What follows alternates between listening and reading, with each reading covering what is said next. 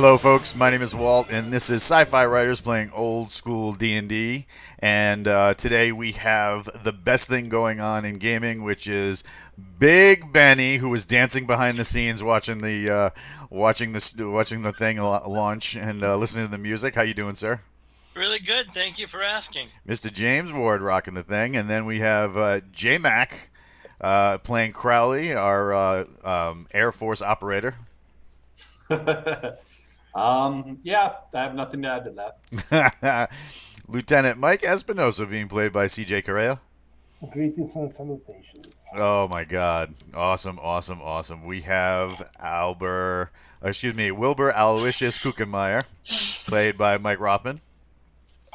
Howdy, howdy. I was always wondering whether or not songbirds got mad at hummingbirds because they didn't know the words.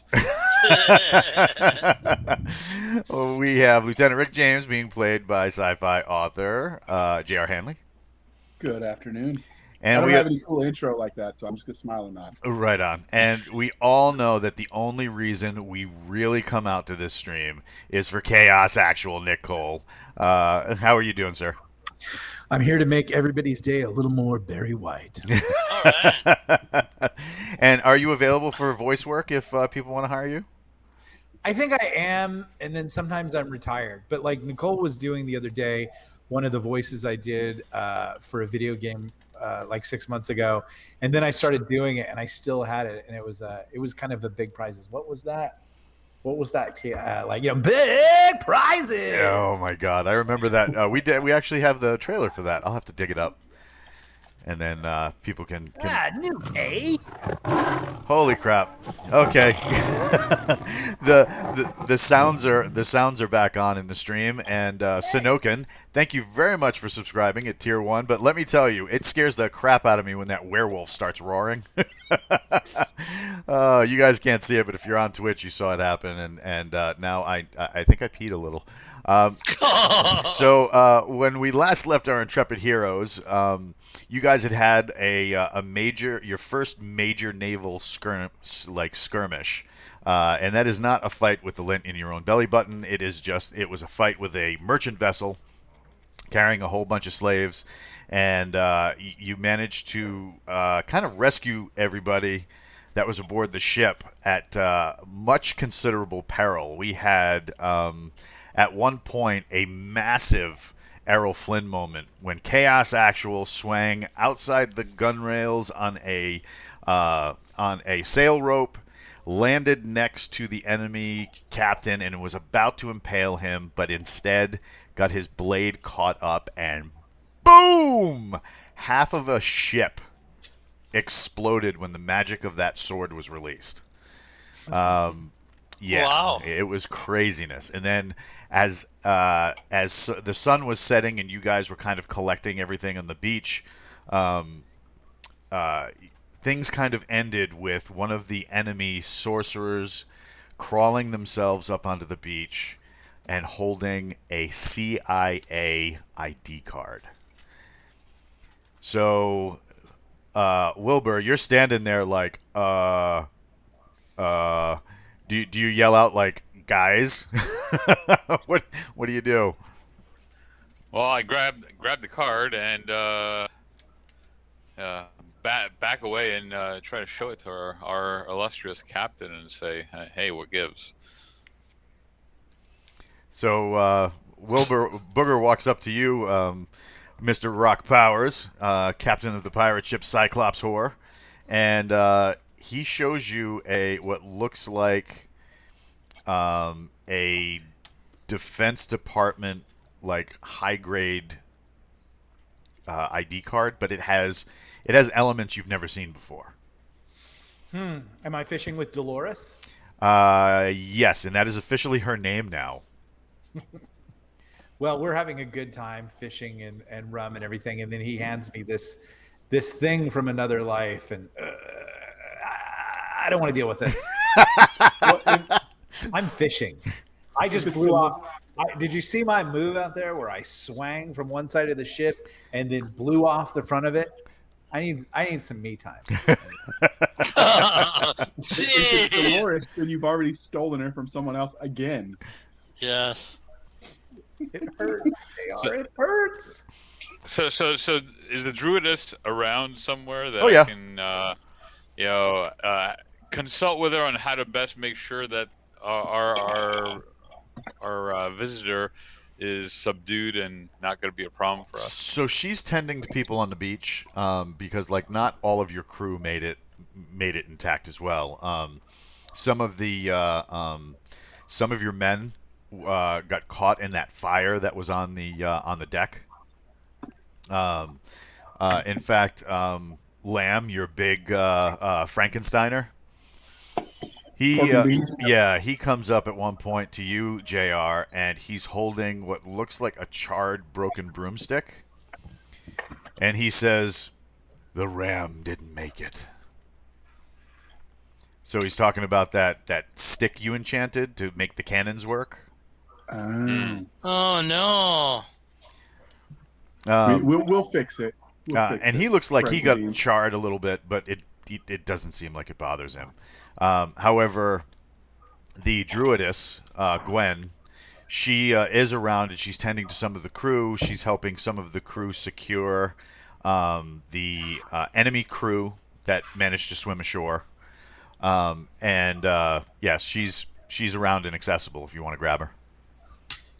Oh, Well, I and- do because I was gonna say we don't want this lady coming, conscious and causing us all sorts of grief. I can put a bullet in her head, or we can have her subdued and be useful to us. I think the latter is better. I'd be She might happy to know take things. care of her if I'm given permission. No, Benny, you No. stay over there. We'll handle this. All Did I catch right. a fish? Guard the cannons. I have Yeah. some skills in this area. I figure the druidess knows best how to subdue another magic. I user. like that in lieu of my absence of leadership while fishing, like we've resorted to off-book assassination. Or I'm not sure, possible rape. I'm not sure what's going on, but So you asked the druidess for her opinion. Yes. Yeah. When- or assistance. When you lead her over, she looks very concerned, and she says, "Hold on a minute." So she goes into the forest, grabs some like vine work, and she's like whispering to the vines, and like everybody else is just hearing her, just kind of like it looks like she's like blowing on the vines or whispering them as she's twisting things. In your hearing, Mike, it's Yeah. crazy. It sounds like it sounds like the best singing you've ever heard, operetta almost in its quality. And when she's done, she says, "Bind her hands and feet with these. This is a great opportunity." it's rape.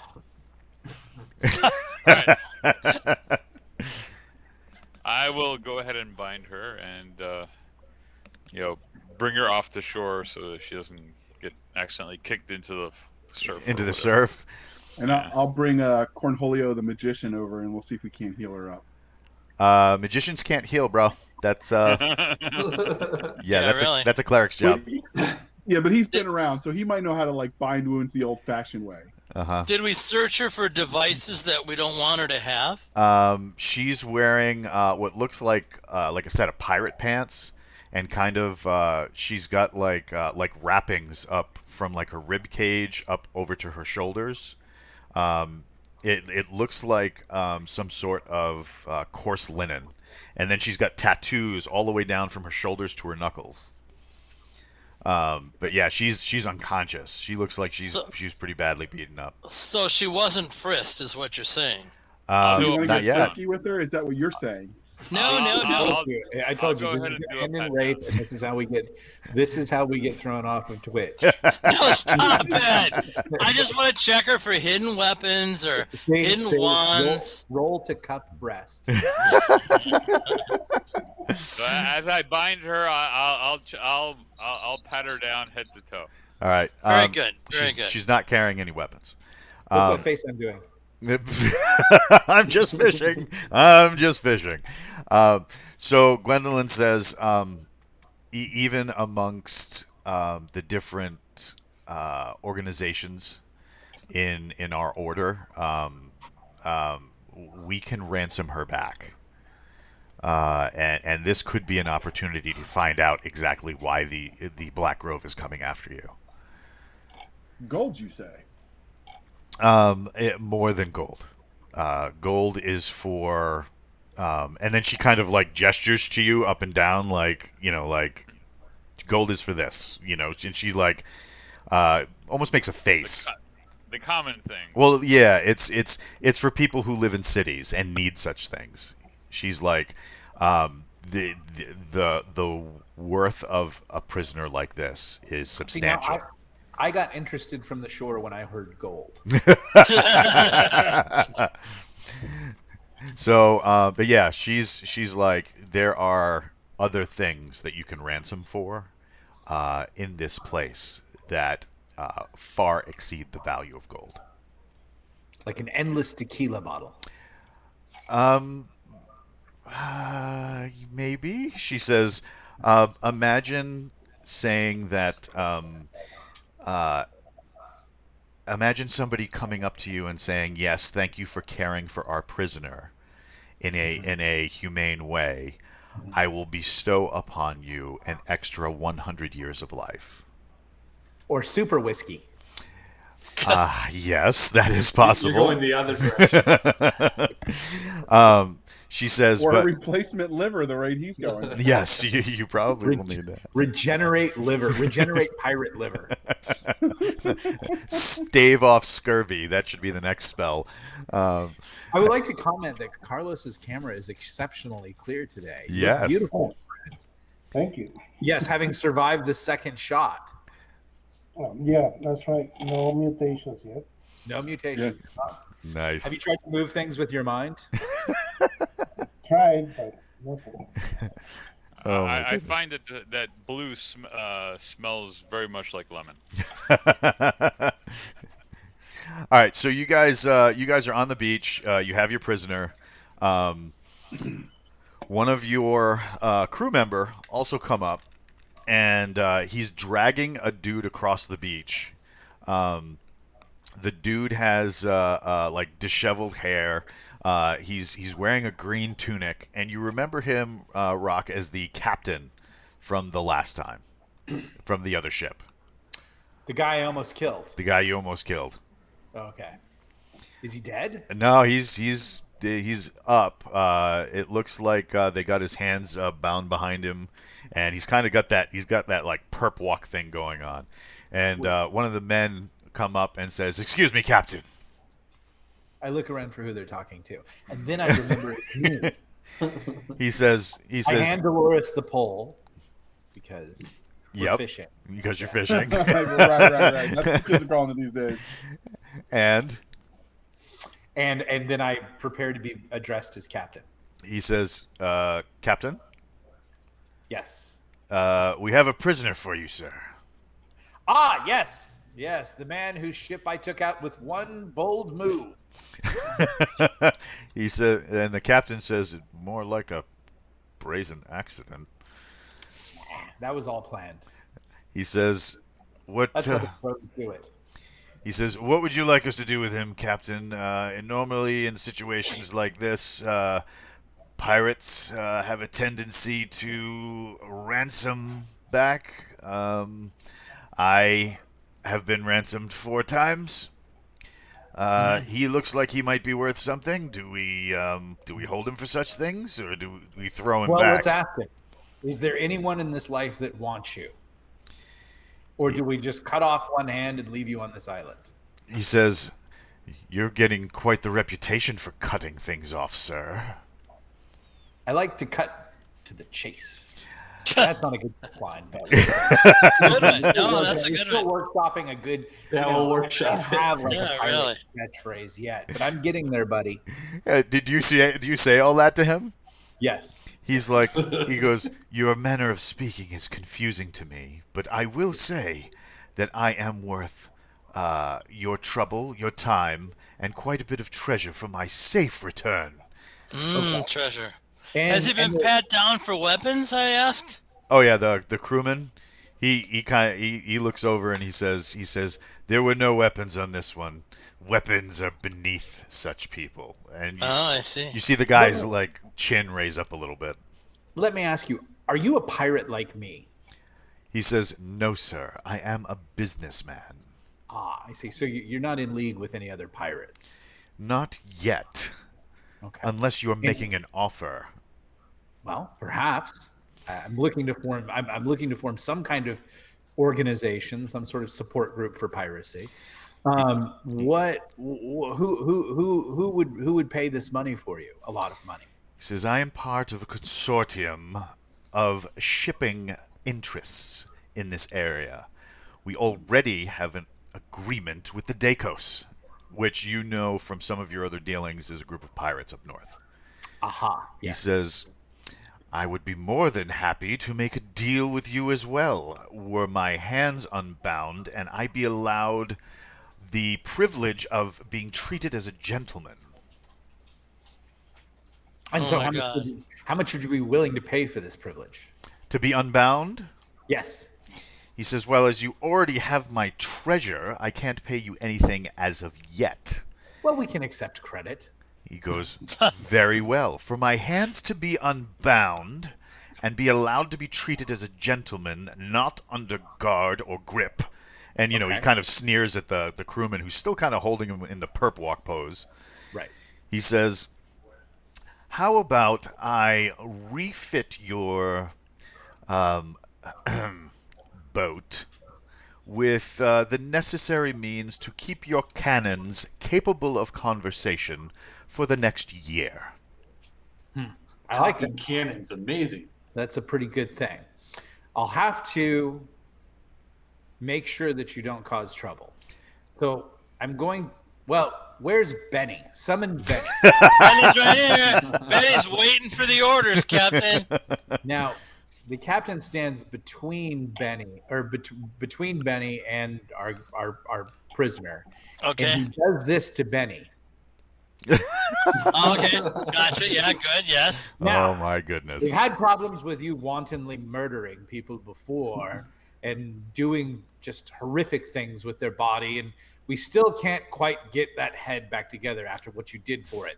So this is your chance. You are to guard this man, and if he does the slightest thing, I do not want you to rape or mutilate or harm him, or rape, mutilate, and harm him like you normally do, because you are a vicious psychopath, and this is your one chance at redemption. And as you're speaking, you see the guy's jaw just and his Yeah, right. eyes going wide. Can I bury him in the sand up to his head and let the tide take him? Oh, only if he misbehaves in the slightest, and you're the Okay. judge. You're Gotcha. the judge. Thank you very much. Start digging the hole, boys. Cut his hands free.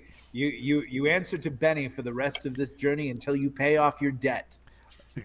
Now, Dolores, let us fish. He says, "Are we done, sir? For I feel there's more negotiation to be had." Oh, All we're right. far from done, buddy. And, he kind of like, as he's rubbing his wrists, he like steps closer to Nick than he is to Benny. Is there super whiskey where we're going? He says, "There is an island just south of here. Yes. I would very much like to be on it. Okay. In return for you giving me my safe return." Well, that's up to Benny. You're gonna have to really. I mean, he's crazy. Seriously. I start sharpening my combat knife.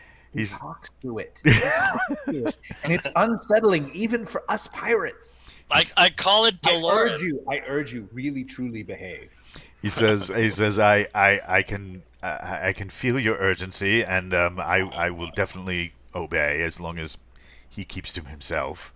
But if he you puts his arm around you, just let it be there. Just let it, just let it be there. No sudden movements, though. he says And try not to make direct eye contact.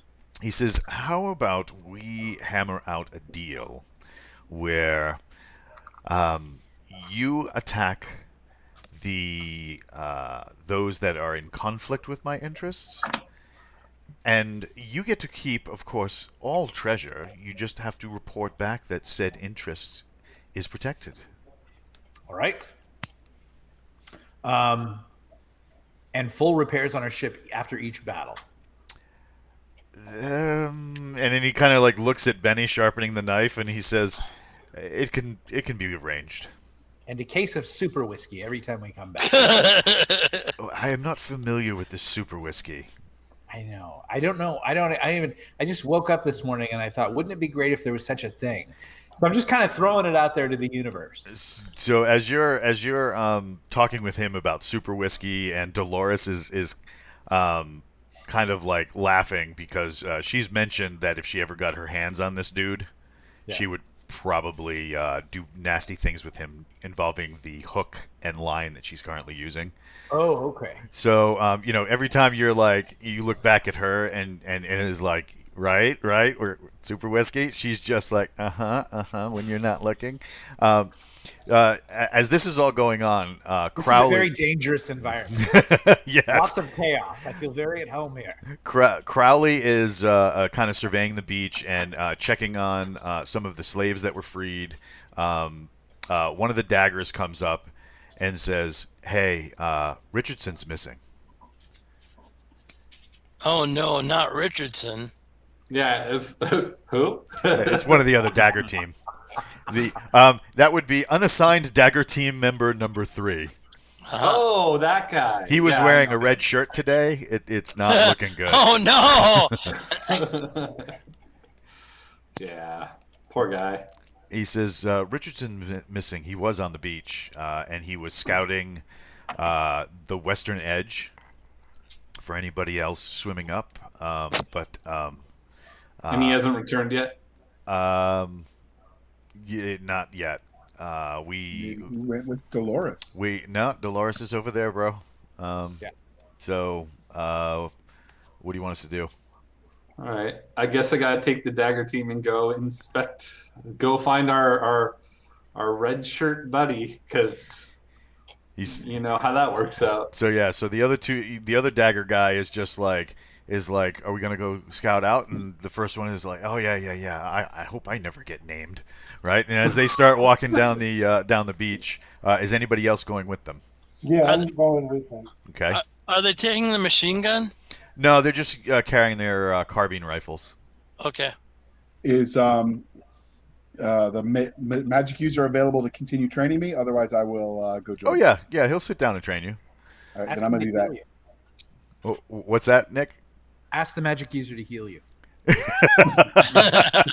shall. Fire. I will and I shall. All right, so you get around to a corner of the beach where there's kind of like a small, like rocky outcropping, and his tracks. It looks like he might have stepped onto the outcropping, but then you don't.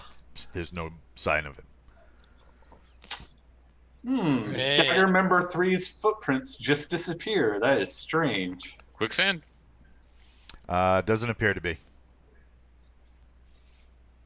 Is the area clear? Are there any trees or anything nearby? You don't see anything weird like that. All right. I suggest Dagger member number 2. I call him that by name. Dagger member number 2. Why don't you go check out just beyond the where the footprints end? All right, so if you look, the footprints end right around like here, right where that yellow ping is, down at the lower right corner of the map, and it looks like he stepped onto this rock to kind of get a better view of things, and he disappeared. Wait, Dagger member number 2 disappeared? No, the other guy. That Okay. as you guys are kind of surveying the beach. So I'm telling him, Dagger member number 2, in order to earn your name, you must go to that rock and place your foot on it. The Air Force's PLDC school is something. He says, "Boss, I don't know if I'm feeling too comfortable with this." But do you want your name or not? He goes, "Definitely not," and he pushes the other guy. So that guy is just like, "Oh, this is gonna suck. First time on an alien planet," and he steps on the rock and nothing happens. I call you Bob. He's like, my name isn't even Bob. He goes, that's a problem with NC. And they start complaining, like airmen do. I'm like, Bob, come over here. So do you guys take it further onto the beach? What are you guys doing? I'm examining the area on the rock. All right.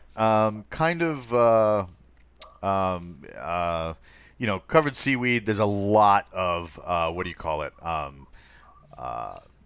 Debris coming up on the shore from the exploded boat, which is just off the shore. You guys can see, and of course, you got boxes and boxes of like treasure that were recovered for you by the Mer.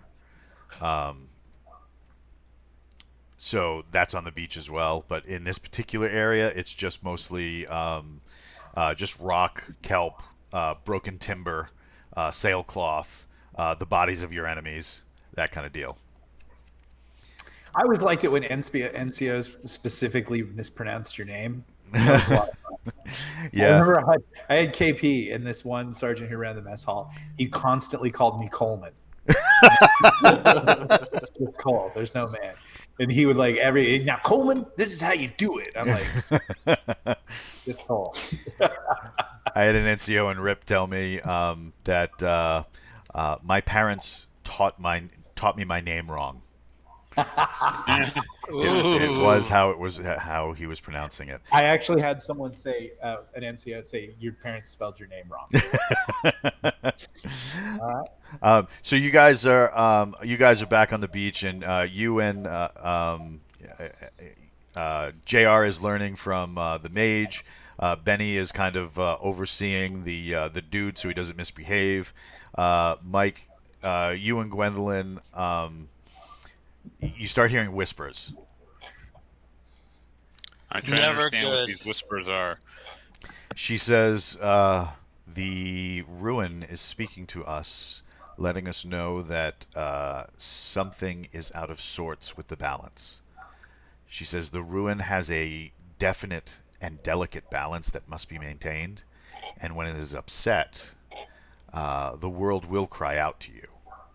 She says something is definitely not right here. We should probably clear the beach as soon as possible.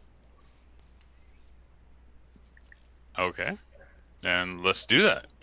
All right, so you guys start the work of loading all this treasure onto skiffs and getting them over to the ship. Yeah. Did we loot the bodies and everything? Yes, yeah. Okay. Of notable concern, the mage Carlo, he had said several times that and Gwendolyn had agreed that of the 4 weapons and shields that you collected from the from the JR, I think you're being taunted. So of the weapons and shields from the enemy druids that you collected, Carlo had said that the weapons and shields are dangerous. Gwendolyn outright says they should be destroyed. So their swords, These are the ones with the little with the fangs, teeth on it. Yep. Yeah. So if you look at the shields that were carried by the Uruk-hai in the Lord of the Rings movies, they kind of look like those. But the weapons are of considerable. They're odd enough to kind of make you kind of like do a double take. When you pull them from the sheath, the blades aren't metal. They appeared of some sort of hardened obsidian. And normally when you chip at obsidian, it's that time again. Thank you, Doug. Yep. So normally when you chip at obsidian, it chips off. This stuff doesn't. It's super hard. So they're daggers, essentially? Not daggers. They're like outright short swords. There's a couple of daggers made this way that were placed along the beach, but Gwendolyn is advising you to destroy them. She says they are highly magical and highly dangerous. I'm like, you're so superstitious, so of course I take one. Do you take one of the daggers or the short swords? The short sword. I want to take the cool looking thing. The short swords, they kind of look like a butcher knife, but the blade is about 16 inches. And Yeah, so- I need something like that. and jet black. It's made of obsidian. So it looks like a Nazgul blade. Um, Yeah. but like chipped almost. If you've ever seen the weapons of the Aztecs, Oh yeah. I'd like 2 daggers, please. all right. Yep, there are 2 Benny's daggers. got the right idea. So 67 Indian just Benny, subscribed for 7 months. Thanks, man. Awesome. Oh, thank you very much. Cool. Well done. That's an I thought entrance. you were against magical things, Benny. Oh no. I'm all for things that kill and destroy. So I'm not against magical things. I just don't believe in them. So I'm going to go up to the captain and suggest maybe we could charm the Benny and Crowley and convince them they don't want those tainted weapons. Yeah, now I want a second.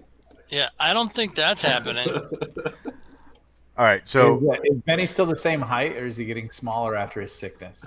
I think I'm getting smaller. he's getting actually. smaller. He's getting smaller, and his nose is kind of becoming a little bit elongated. Bulbous, Bulbous, yes, without yep. drinking. Is he losing his hair down the center? You don't know. He's still wearing his combat helmet, which is kind of weird now because the helmet's is starting to rattle a little bit. Yeah, probably too big. Yeah. Keeps having to adjust the straps. So Pointy ears. once again under the helmet, not really sure yet. I don't think so, buddy. You don't think gnomes have pointy ears? Nope, they don't. I don't. What is that? Is that the law according to Jim Ward about the? Well, no, I but don't I want to live heard in a world where gnomes don't have pointy ears. I heard a pretty famous guy once who talked about gnomes said no, they look weird except for their noses. So I don't think they have big ears. Hey, big They thanks to look 60. weird. I'm sorry. Big thanks to 67 Indian who just gifted the sub. Just gifted the chat 2, 4, 6, 7 subs. Man, thanks. That's Oh awesome. my goodness, that's so Thank kind. you. Yeah, I don't like to invoke the name of Gygax, but if I have to, I will. If you say it 4 times fast in a mirror, does like he appear Yeah, behind really. Things happen. Yes, it's kind of you? strange. D&D device. So you're saying you knew him? You had a relationship with him? They were close. Yeah, just 45 years worth of friendship. That's all. And so let's do a little bit because it's fun to do. How did gnomes first show up in D&D? Oh, it was always a character class. Gary always wanted gnomes to be it, but he wanted them to be, little dudes that did illusionary spells. But Jeff Grubb turned them into mechanics that constantly did cool machines that did strange things beside what the machine. They wanted to build a catapult, and so their steam-powered catapult also made bread. So Jeff really mutated them into the gnomes that people know today. Okay. So yeah, you guys are kind of split across the beach when the kind of general consensus is get back in the boat. So Mhm. I was going to ask the druidess how she recommends destroying these weapons. We have ways to destroy them. She's like, I could make a special fire that could render them broken. How long would that take? A couple of hours for me to set it all up. She says, but these weapons are very dangerous. When you cut somebody with one of these, they don't stop bleeding for a Love long, that. Okay. Yeah, I'm Yeah. not hearing any downsides here. Yeah, really, me neither. Obviously triangular shaped blades. She says they're this is not good. I am very against this. And she just kind of like puts her hands up and walks away. So we turn to the captain for a ruling. So he has to leave Dolores and the fishing poles. What do we need a ruling for? Well, the captain, the druidess recommends we destroy these unholy abominations, and your daggers are wanting them. So, two of the daggers have been two of the dagger teams have been carrying these shields and swords for 6 sessions now. I love that. They just haven't been using them because they have M4s. Pretty much. So after a little while of back and forth talk, you guys are just starting to get onto the skiff to go out to the ship and get underway when your prisoner starts waking up. Yeah, okay. Now, my boy's getting in the boat first, and I'm right behind him with my sharpened combat knife. He's been pretty much hanging out with Rock Powers. He's been they've been talking business and fishing. He seems to know a lot about fishing for some reason. He says it's the only way to get his mind off the mundanery of being a shipping magnate. Yeah, I don't go for that. I shove him in the boat. Oh no, he's going in the boat. No reason to shove. Okay. He No, I shove him in the boat. You are incorrect, sir.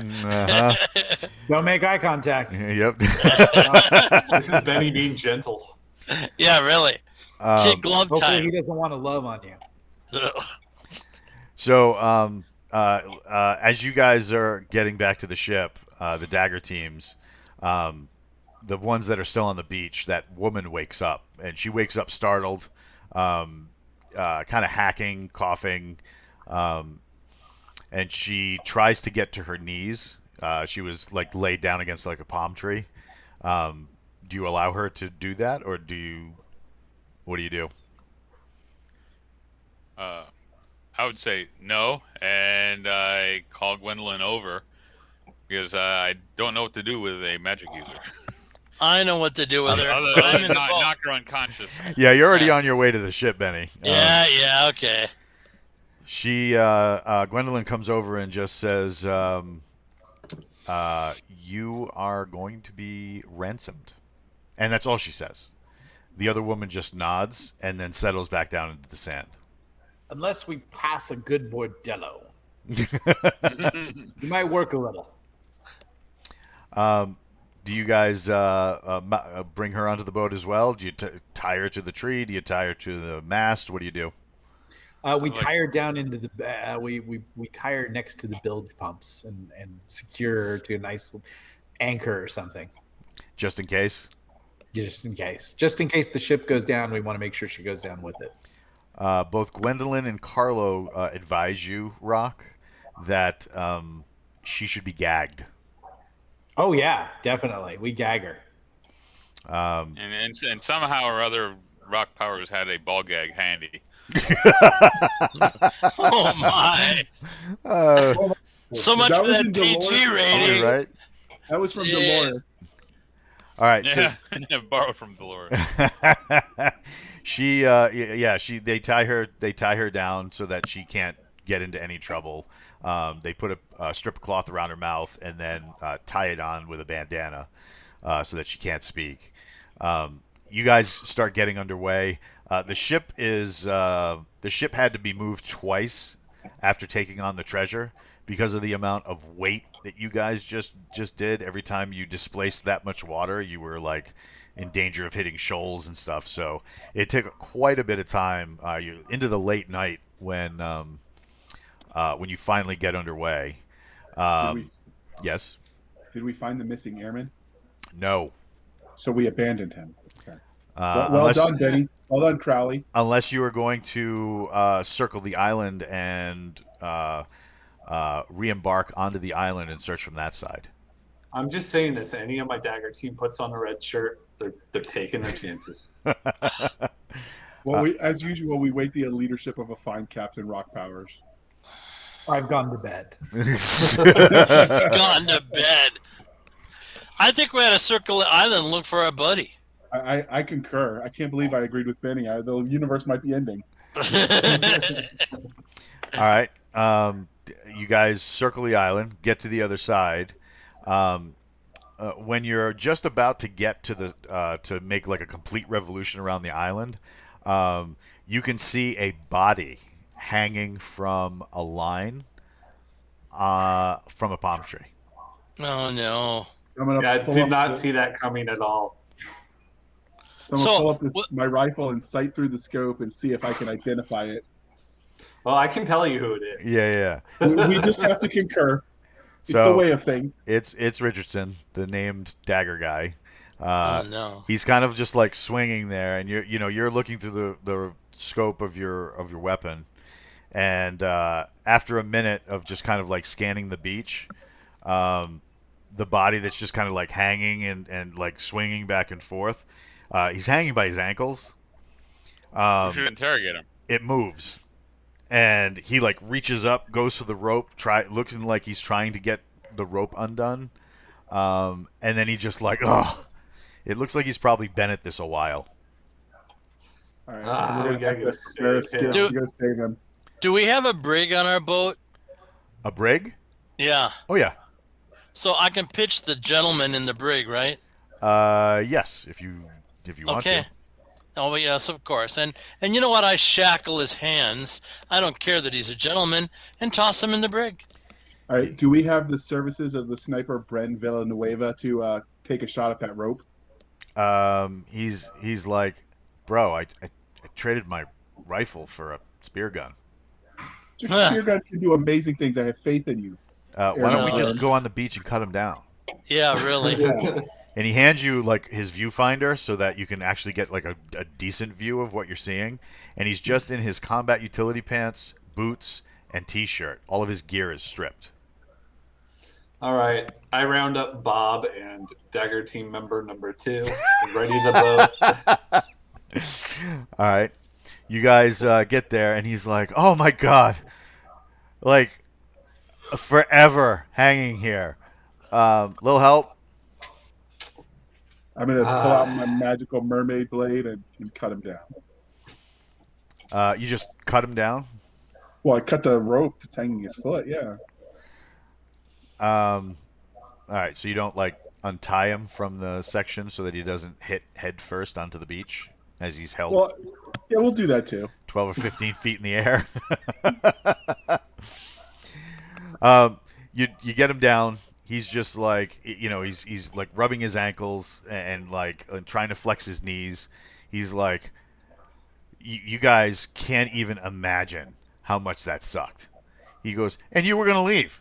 The only reason you came back is you saw me, right? No, we weren't going to leave you. We were circling back to come get you. Yeah, we always wanted to come back for you. Oh, all right. We didn't think you were dead.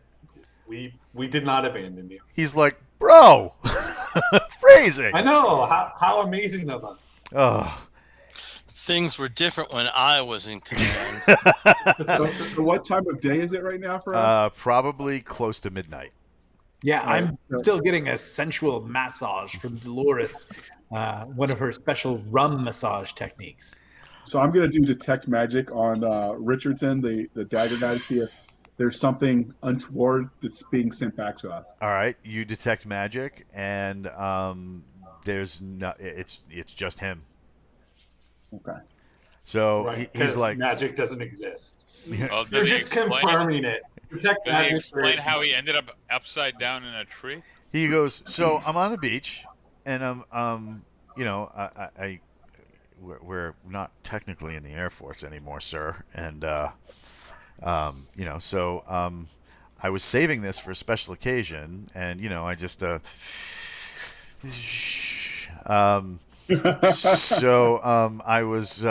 was just gonna have like a little alone time, and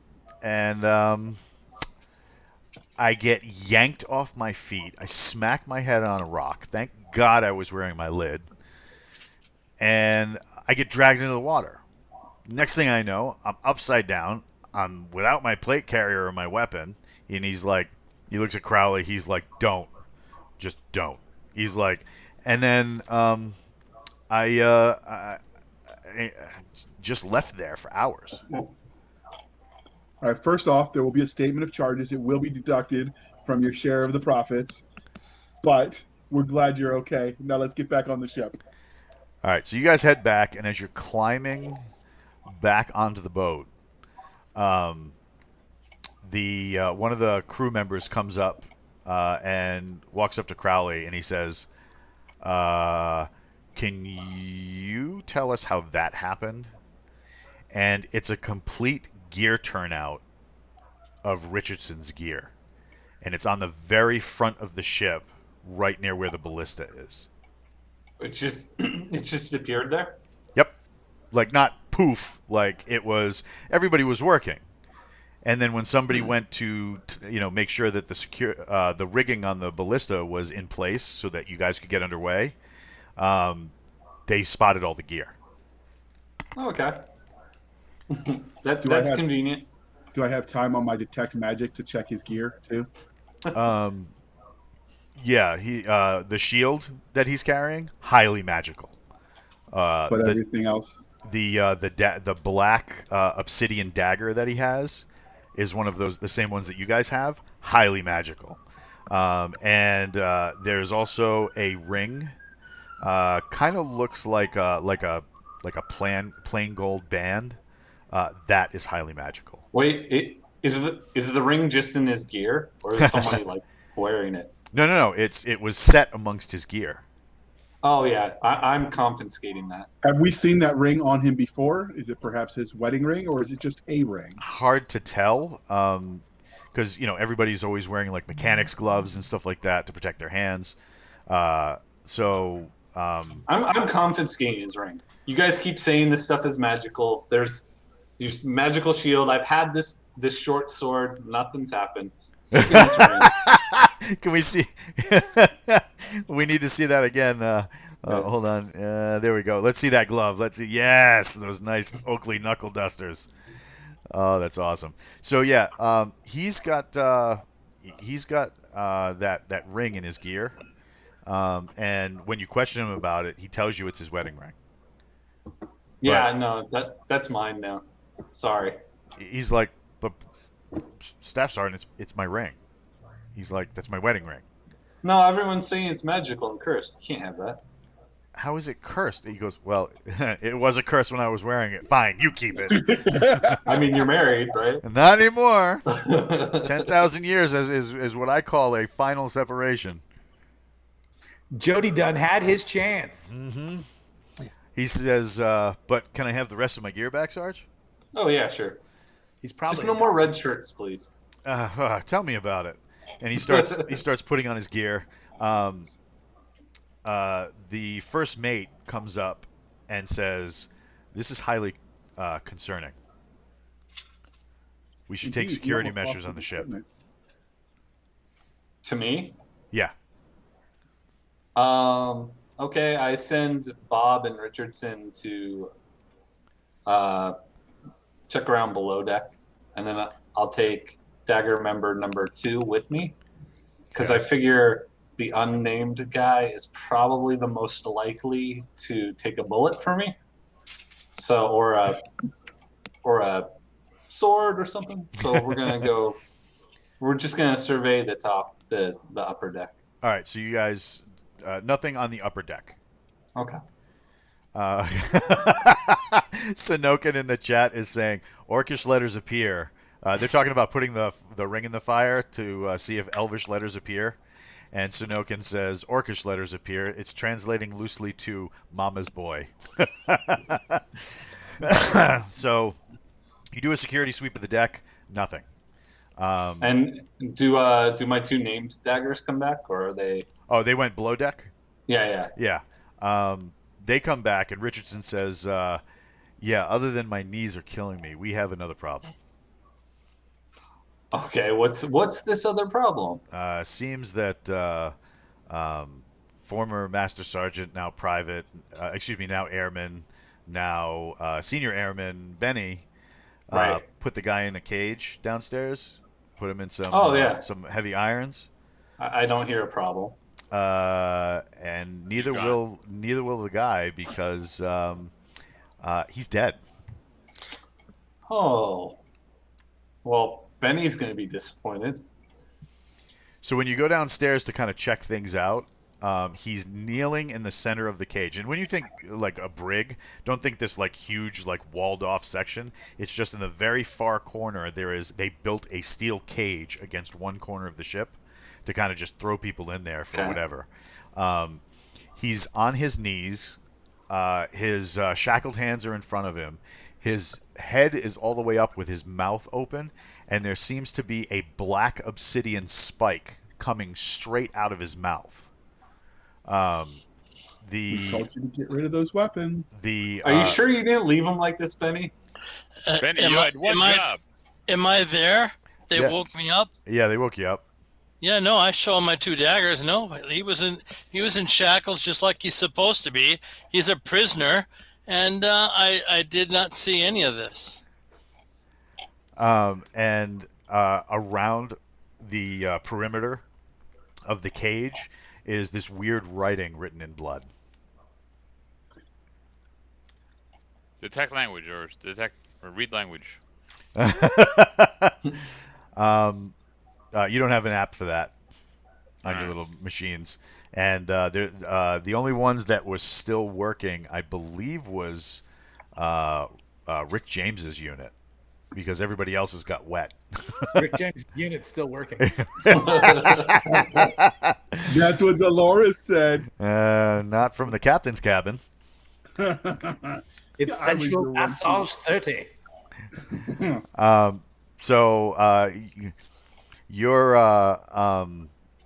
you and Dolores are hanging out in your cabin, Yes. Rock, and you get a We knock, are. like an angry knock at the door, and you hear voices outside. 1 second. My friend. I shall put on pants. It's one of the Dagger team members. Yes, sir. What can I do for you? So you know that guy you were kind of like making deals with? Yes, yes. Benny was supposed to protect him with his life. No, I wasn't. That was not the order. And that's what you hear from the back of the cabin. Yeah, Yeah. really.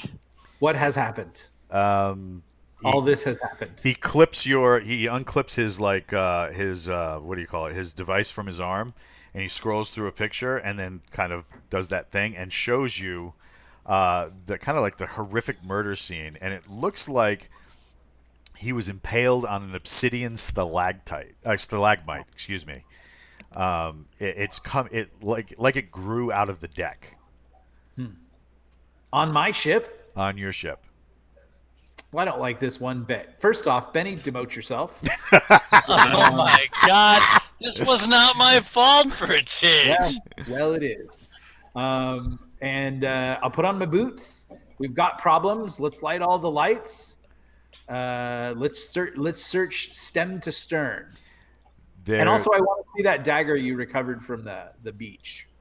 There's plenty of them. There was like 4 sets of each. No, I mean the actual dagger. The actual Person. I want to see You- him. You mean the spike that was in his? Richardson. I want to see the guy. Oh, okay. yeah. He comes over and he's like, "You called, sir?" What happened to you?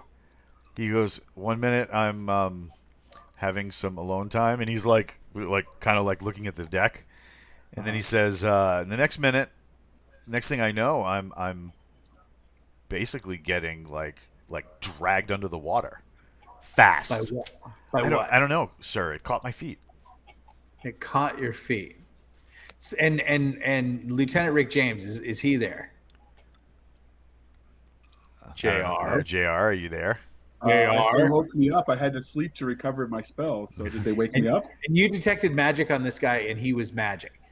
It was not. He was He was not. not. The He's not magic. Some of his gear was. Some of his gear is magic. You were dragged into the water, and then you lost consciousness, and then you were strung up in a tree. That's how I woke up, sir. Yeah. He's like, and my gear was gone. And then when we just got back to the boat, because you guys wouldn't have left me, would you, sir? No, I wasn't gonna. No, Crowley, of course not. Crowley No, wasn't. what? I wasn't gonna. He says, so yeah, I woke up in the tree, and my gear was gone. You guys eventually showed up to unstring me. Thank you for that, sir. And then Yes. we got back to the boat, and my gear was all assembled up by the ballista near the prow of the ship. Okay, so where's Lamb? He's up top, I believe. He's with the first mate. Where's the first mate? I'd like to talk to the first mate. I'll get him. He goes, unless you need me to stay here for some reason, sir. Because No, I need everybody here. We've got to assemble this story of how stalactites are growing up into my investments. Lamb. Private Benny, why don't you scrub something for a long time? Okay, fine. And I'm going to scrub all of the red lettering around the brig. I should note it is a stalagmite that grows from bottom up. Right. Yeah. Exactly. Nerd alert. Yep. So the what do you call it? The first mate. The first mate comes down. Yes. And he like walks by the cage and is just like, what the? Lamb comes down next to it, looks at the cage, and just doesn't seem fazed by it. And he's like, "You called, Captain?" How did Richardson's gear end up on the boat without Richardson being on the boat? We're trying to figure that out right now. He's like, "I'm polling all the men. I don't know what Did any of the daggers come back before the rest of us came back? It was the first skiff back with the crew from the beach was the two daggers, that guy with the mop that we none of us like, and then the prisoner who is in the middle of that. Okay, so guy with the mop who no one likes. Who was the other dagger? There was the two of them. There was I'm asking Big Benny, guy with the mop who no one likes. Oh, Yeah, why are you asking me? Ask the dude who's controlling them. No, who was the dagger that came back with you on the first skiff? It was Bob. Was it Bob? That's what I'm saying. What about Bob? I believe it was Bob. Bob's standing right there, and he's like, "Yeah, it was me." I thought Bob was in a tree. No, that was Richardson. No, Richardson. That's Richardson. So what? Would you get with the program, Captain? So you notice Richardson and the other unnamed dagger who are kind of standing off to the side. They start like taking their name tape off their armor because everything's Velcro and switching name tapes periodically throughout the conversation. Why would they do that? To have fun with the captain. I'm barely keeping up. So Bob is like, look, sir, I was on the boat first with now Airman Benny and that guy. So was Richardson's gear on the boat when you got back? I don't know, sir. We came down here to secure all the prisoners. So no, it wasn't. Okay. Well, that's all I got. So I guess I'll go back to my cabin unless more of you are murdered. Did you see the poll that the fans created over there on the Twitch? No, what is it? What is it? They're voting on whether or not Benny actually killed the guy. And survey says yes, he's a serial killer. Stop it! Stop it! Benny is innocent because the guy still has both of his ears and his head. There we go. Exactly right. Thank you very much for telling that. Yes. I can roll one of my dice to find out if Benny's innocent or guilty. Yeah. Yeah. What's the over under? All right. Is the blood being washed? Is the blood being washed off the deck? Oh yeah. Okay, good. It is 64 yes, 36% no. Oh my God. And people have put up to 2,000 of their little channel points on yes and 1.1 thousand on no. Oh my God, that's awesome. If I would have wanted him dead, I would have killed him in front of the captain just to irritate the captain a little more. I just want to point out that I put in 1.1 thousand no, which means I'm the only one who said no. It feels like the audience wants Benny to be the murderer. Yeah, it really does. I'm gonna go check on the other prisoner to see if she's still alive. Yeah, she wasn't in the cage. She's kind of like secured to some rigging, and she's kneeling with her. They did a really good job of like roping her hands under her chin, The crew tied her up, and we need Law and Order sound for this board. Nice, Jr. Um, they they also placed like candles with what looked like maybe prayers inscribed on them all the way around her. I love that. All right. Is So anybody keeping watch on her? Yeah, there's a member of the crew that's standing next to her. All right. Like Benny was supposed to be doing. no, no. Is the stalactite connected to the floor, or can I pull it out of his throat? It gets Stalagmite. yeah, stalagmite. It gets considerably wider toward the deck. Yeah, that won't So you stop would. me. Oh God. So the it is connected. It appears to be connected to the boards. Okay, I have to break it off so that its magic doesn't hurt anybody else. Could All we right. just carry him out and throw him overboard? You unspike him. Yeah, Just take him absolutely. spike and all. No, I can pull him right off the spike. That shouldn't be a problem. Yeah. So it takes some maneuvering because it's not completely straight like he was spitted. Uh-huh. It's like when you pull him off, the stalagmite like grew kind of like almost like a twisted tree until it ran into a point, and it entered through his back and kind of like invaded his ribs. I love that. So Vlad just the corkscrew Impaler is him off among it. us. What was that, Jr.? I said, so Vlad the Impaler is among us. Yeah, something. And I look at Benny suspiciously. Benny's not collecting a head or an ear, so I think it's obvious that he didn't kill him. Methinks the private doth to protest. Wait a minute, where was Dolores when this was happening? She was in the cabin with Rock Powers, and she was Having a pretty good time. she was helping him drink some rum. They were singing some songs. She was trying to teach him some of the songs she said she learned when she was a kid, and she was rubbing him about the neck and shoulders, trying to take the tensions of leadership away. What about the other right. females that we rescued? They were on the top of the ship. They don't want to be under the hold. They were kept prisoner in the hold, so they've all been on the ship. Was anybody unaccounted for other than Benny? Lots of people, but they either had duties or all sorts of stuff going on. Okay. So just to put the chain of events together, one of our guys gets his gear taken, I don't see. and then that gear shows up on the ship, and then a dude gets murdered on the ship. Correct. After the Druidess warns us to get rid of these cursed weapons that everybody has.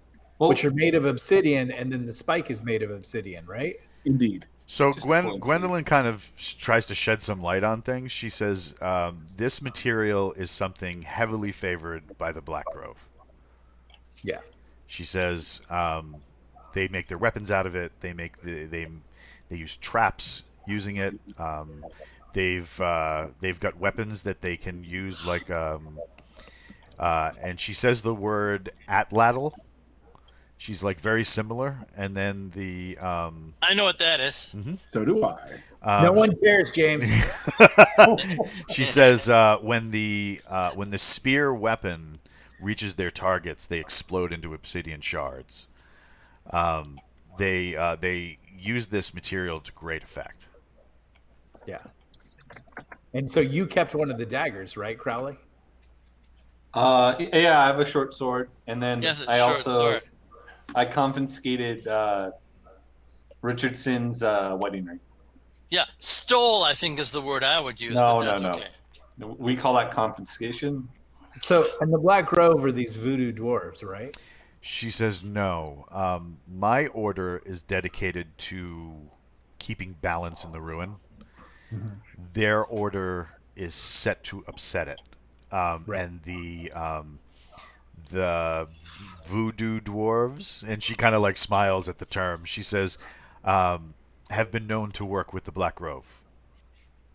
So it would seem if all these things are going on our ship, there's someone aboard our ship we can't see or find.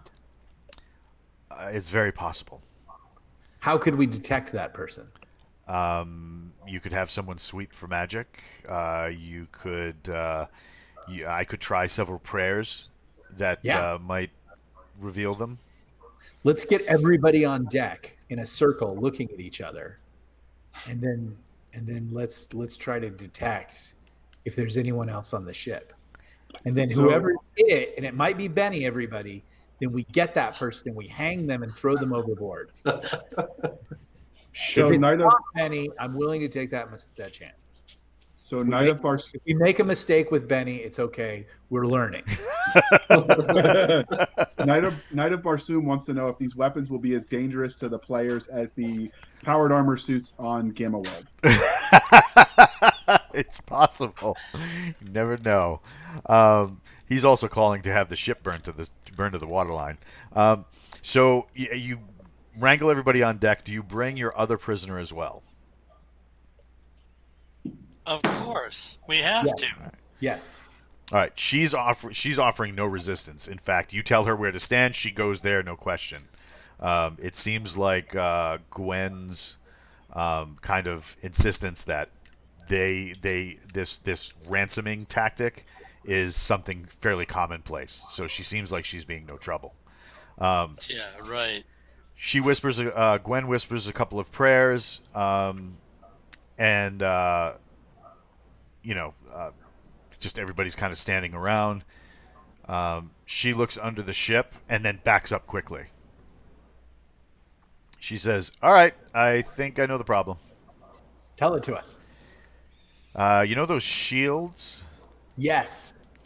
I think we have somebody using one of the shields. There is a considerable amount of wildlife around the boat, as there should be. Uh-huh. Except one of those pieces of wildlife is not technically a piece of wildlife. Aha. Somebody is using one of those shields. And they're down in the hold or they're underneath the ship? They're underneath the ship. Although when I just saw them, they fled very rapidly. What kind of form did they have? It was big. It's not like your wrist boxes.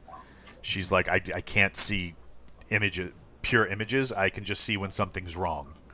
She's like, and the amount of wrong under that ship was not good. Sweet. Are we underway right now? Oh yeah. Can you cause a storm? It might take me a minute. Okay. Do we have maps? We have charts, right? Absolutely. Ah, perfect. Let's find a reef. Okay. And then let's cause a storm and sail into that reef. And she kind of like looks over to the first mate, and his jaw is down. He's like, Yeah. "That's We're not. drawing. Yeah, that's not smart." I have a similar reaction. It's not smart, but imagine if this thing tries to follow us into the reef. He goes, "Imagine if we try to follow us in the reef." He goes, "Captain." We'll be fine. I'm a great captain. I'm a stick jockey. I start sidling over to Benny So I'm going to ask when and say, "How would you like to be captain?"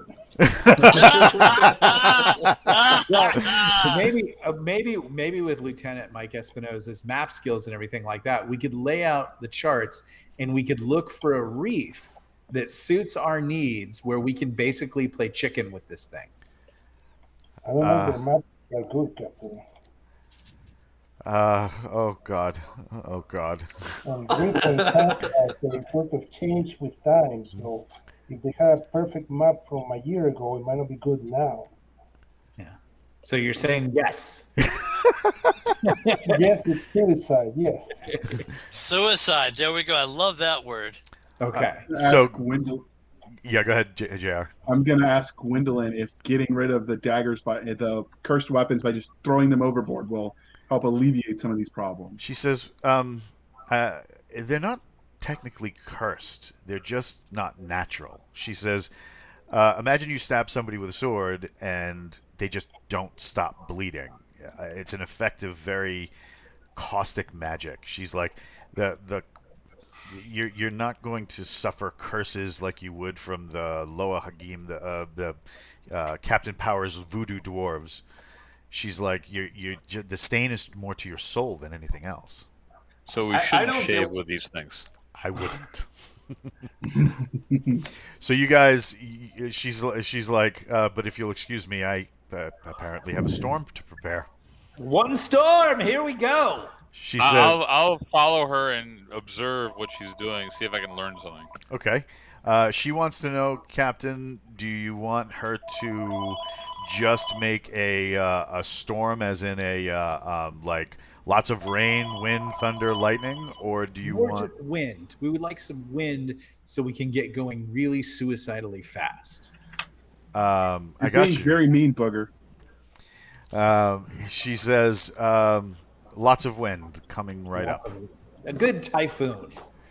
Um, I'm a God. little hung up that JR keeps wanting to get rid of my new favorite weapon.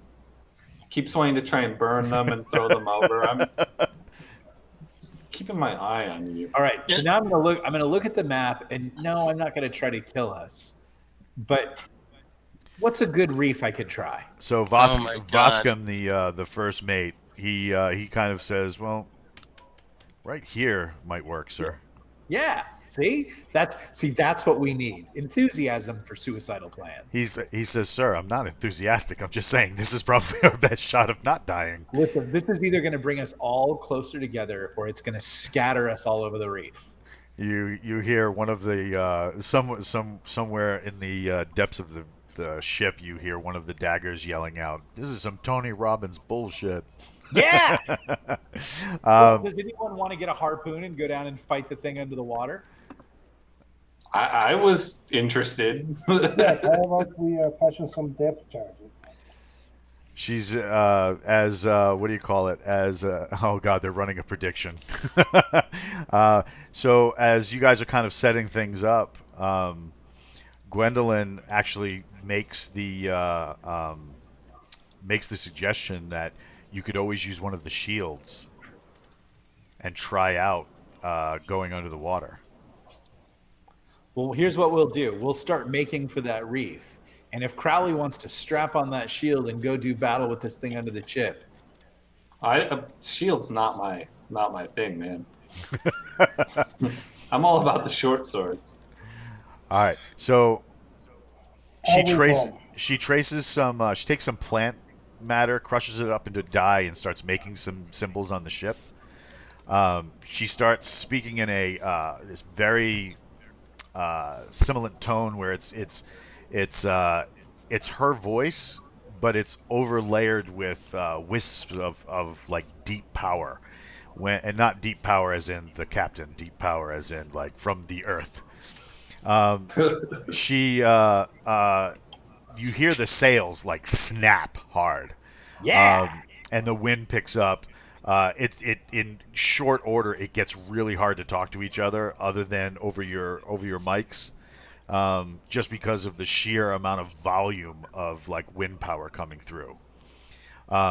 She runs up to the forecastle where you are, Nick, grabs your shoulder and points, and you can see far in the distance, shape probably a little bit bigger than a blue whale, kind of outlined in red under the water.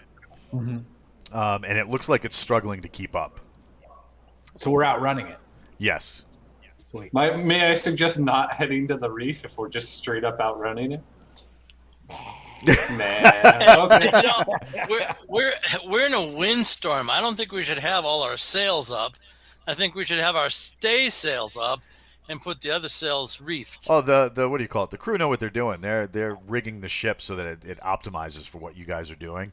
Okay. As you kind of like start heading toward the reef, you can see one of the other guys gets into the crow's nest and starts like screaming directions because he's pointing out different things that he can see from his vantage point. I shall now assume the helm in full captain's regalia with my stick jockey skills and really just throwing the offer open to the entire crew. If anybody wants to take that shield and not go for the reef, now is the time to do it. Otherwise, stand back. You're going to see some pirating. Yeah, okay. I put the witch in the brig. All right, you put her in the cage Yeah. Oh, where the other Killing dude died. Where the guy died, yes, but I've taken care of that stalagmite, and I've washed the blood, and I'll sit at the front door waiting for something to happen. Sparky68 in the chat is saying, Nick, that you need a peacock feather for your hat. I do He have has one. Yeah. Yeah, he has one. Yeah. So, yeah, you lock her into the brig. She's not complaining or arguing. She just, she walks where you tell her to, and very, very accommodating. Um, the ship starts rocking, and it becomes very difficult to actually maintain your bearing, other than holding on several handholds or rope rigging and stuff like that, because you guys are maneuvering very quickly through shoals and stuff. The first mate is talking to the guys in the crow's nest, and they are like going back and forth, screaming at each other. At one point, there's a near miss, and you can feel something scraping the bottom of the hull. Great. Um, Cam, the first mate, is like, "Whoops, it's fine. We can plan it out. It's okay. Keep going." Is the thing still following us? Yes. Sweet. After another moment, you get to this particularly narrow spot, and Cam starts calling out for assistance. He needs people on both sides of the gun rails calling out like what they see, so that he doesn't crash the boat. And he calls for any assistance on the wheel to help him turn quicker. Anybody? I'm on the Oh, you're on the wheel with him? Yeah, I'm yeah. on I thought.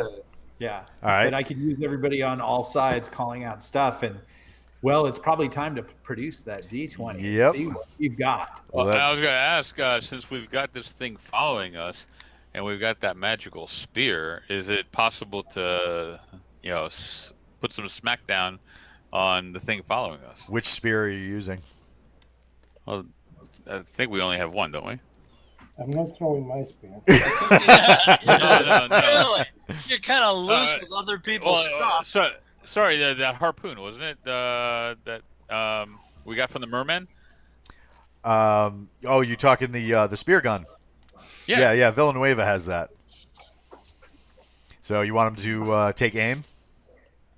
Well, I'm just wondering. I mean, can we see where this thing is that's following us? Gwendolyn can. Is it in range? Yeah, Gwen Okay. can. And if she shares her magic, which she can do one person at a time, she can show you where it is. The only problem is she's busy. It seems she's busy preparing another like ritual or spell. All right. All right, let's have that roll. So I need a dexterity check with a, what'd you get, an 11? An 11. With a plus. That's my 2. dex. 15 is my dex. Oh, all right, yeah. So there's some like shaking and rocking, and you hear some hard like slams against the hull of the ship. But you make it out the other side. Yeah. Cam is saying that you're going to need to put into port though, because the boat took a beating. And now that thing's going to follow us. As you do that, Gwen starts screaming out at the top of her lungs. There's an explosion of water, and almost like biblical epic proportions. The sea around that shoal you guys passed explodes straight upward. It parts back like a curtain, giving. They're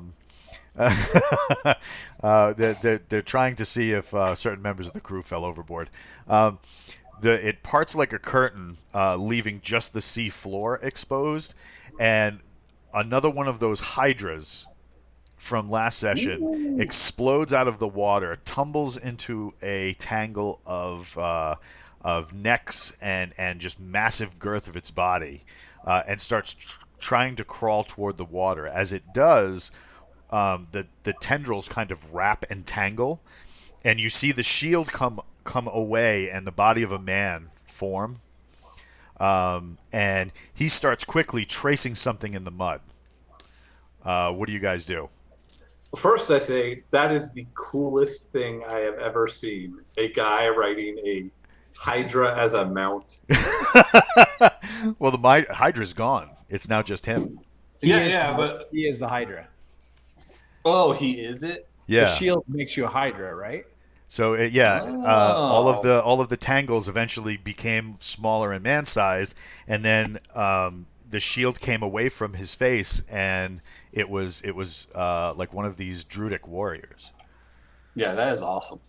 And he starts like tracing into the mud. Is he in So rifle range?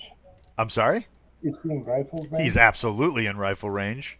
How about somebody cap his ass? In true D&D fashion. All right, so we're starting with CJ. What are you doing? I have a handgun. You're going So I'm to. just telling anybody with a rifle to please, they're shooting their butts. That would be J-Mac and the two daggers that are on deck. Okay. And Big Benny, if he's out there still. Big Benny's at the brig guarding the prisoner. Gotcha. We just see Mike pointing, and we're ready. We're just firing. All right, go for it. You guys gonna go for the 240, or are you just gonna rock your rifles? No. We're not setting anything up yet. Am I We're in the area? too. Yeah, you're out there. Yeah. We're too like the boat's too shaky and everything. We're just using our rifles. All right. Take Do a I have to roll to hit, right? Yes. What's the armor class? He's armor class 2. I got 14 plus 3. I might have an extra. So armor class 2, and so you need a 13 to hit him. Cool, I got 14. All right. You tag him kind of like in the shoulder. It knocks him into the mud, and he slaps his hand against the muddy surface of the shoal that he's on. He looks hurt badly from the impact. Cool. The other two dagger teams, they play shots, but your shot kind of just displaced him, so they miss, and you just see like hard, like whacks against the sandy bottom. When his hand hits hits the mud, the mud freezes, and there's almost like these like micro explosions of ice until everybody needs to make a dex check at a -3 as the boat just stops. I was going to shoot him as well You're gonna shoot him as Yeah, well. with Yep. my bow and arrow. Your bow and arrow. Okay. You're at -6 for that. Okay. And he's Got a armor m- class 2. He's armor class 2, so you need That's a funny. 19 or 20 to hit him. Damn it, I missed. Okay. Of course you I did. got an 18. I almost How got about my him. rifle? So did I at least like nick his boot with No. an 18? No, you're taking a shot too, Booger. Yep. All right. You just had a carbine, right? Yeah. All right, go for it. I got a 17. All right, give me damage. 2d6. Yes, sir. Ooh. 4 and 6. All 10. right. Okay. So you whack him in the stomach as well. Uh, you see a bloody spray come up, and he kind of like rolls to his side, looking to crawl toward that wall of water that's on one side. But everybody needs to make a dex check at a -3 for the boat suddenly stopping. I rolled a I got- natural 20. For your dex check, Yes. okay, you hit the deck. CJ, Hit the deck. you hit the deck. Yeah, Booger, I got a 9. you're good. JR, So I got to get below my dex of 14. below your dex. Yep. To do healing. To got do 11. healing. To do Oh. healing as a wizard. Crowley. 18. So I did not. Yeah, you hit the deck. And Big Benny. Yeah. 2. Oh, yeah, you're good. Yeah, you're good. But he did roll on a d4. A bunch of people hit the deck. The guy is still crawling toward that water. Chaos Actual, are you doing anything other than standing up? I shall stand up. All right. Everybody, I assume, is getting up if you've fallen. Yep. Now I'm going to take another shot. All right, go for it. I just rolled a 20. All right, give me a percentage. Percentage. Give me a second. 81. 81. You smack him. 81. Oh, there it is. Yep. All right. So You take him like right through the center of the sternum, Good shot. and like he was scrambling, kind of like elbowing back, trying to get into the water again. You smack him dead in the sternum, and you can see his feet that were kicking just go limp. He cries out in pain. Does not look like he is long for this world, and he starts chanting. I was All right, so that brings us. Go ahead, Jr. I was gonna say I was gonna take another shot with the bow as well. All right, you're going to take a shot with the bow. Go ahead. All right. Got a 19. Will that do it? Yes. I'm not sure what the negatives were this time. If it was It's the different, same. maybe So not. you're not really trained with the bow. You're a jerk. Gotta love food torture from Mike Rothman. It Is hits him. is Jr. on a food diet? Is he? Yes, I'm fasting until tonight. Oh, okay. Well, let me go get some cake real quick. I wasn't sure if the negative was because of lack of training or because we were moving in the boat. Lack of training and the movement. So go ahead and give me a 1d6. All right. I got a 5. With my awesome dice. Oh, awesome! It strikes him in the leg, and he rolls over to one side once again, trying to stave off the pain, and still trying to cast whatever it is he was trying to cast. But it looks like the arrow hitting him might have interrupted him. Let's bring it back around. Let's go to CJ. What are you doing? I'll try shooting him. Go for it. 18. 18. Give me damage. 2d6. Take this guy. 9. You plant one in his neck, and he's just like there's a gurgle, a gush of blood. He reaches up toward the sky, like he's can see something, or there's some vision that he's trying to pull himself toward. Right as the magic of the of Gwendolyn's raised water ceases, and hundreds of millions of gallons of water slam on top of him. And you guys kind of what do you call it? The ice around you cracks, and like there's shattered ice everywhere as the boat resumes its normal motion. Okay. One less creepy dude. Yeah. So as the boat starts getting underway, Nick, would you like to talk about our show sponsor, Galaxy's Edge? Galaxy's Edge, the premier space marine space opera science fiction. It is really rolling right now. We just finished up a sale for contracts and terminations, and that's over. But if you want to get started and jump in, head over to Audible Books and get Galaxy's Edge 1. It's a lot of fun. If you like Star Wars, this is your jam from more of a military science fiction kind of thriller type thing. And also, we would also tell you about Forgotten Ruin, which is basically D&D meets Black Hawk Down. It's a lot of fun. And you just launched the second book as well, right? We did. We just launched Hit and Fade, and we'll be dropping the third book, which will be Violence of Action, on June 1st with the audiobook for Hit and Fade. Right on. First book is Rangers versus Orcs. Second book is Rangers versus Undead. Third book is Rangers versus Green Dragon. Which would be now? Is it the Green Dragon we all knew and grew up fighting with dice, or is it? Will there be some twists and turns involved? I think the fun of using the Green Dragon is it's a non-traditional. The D&D Green Dragon is a non-traditional dragon that's rather crafty, and is super genius intelligence, if James will correct me, right? and they prefer to do things by deceit and cunning. So we shall name him Pete. Name him Pete. All right. So, Nick, while you were away, the CJ placed one more shot on the guy and basically took him out. But he was reaching. Yeah. He looked like he was reaching for something, like that only he could see.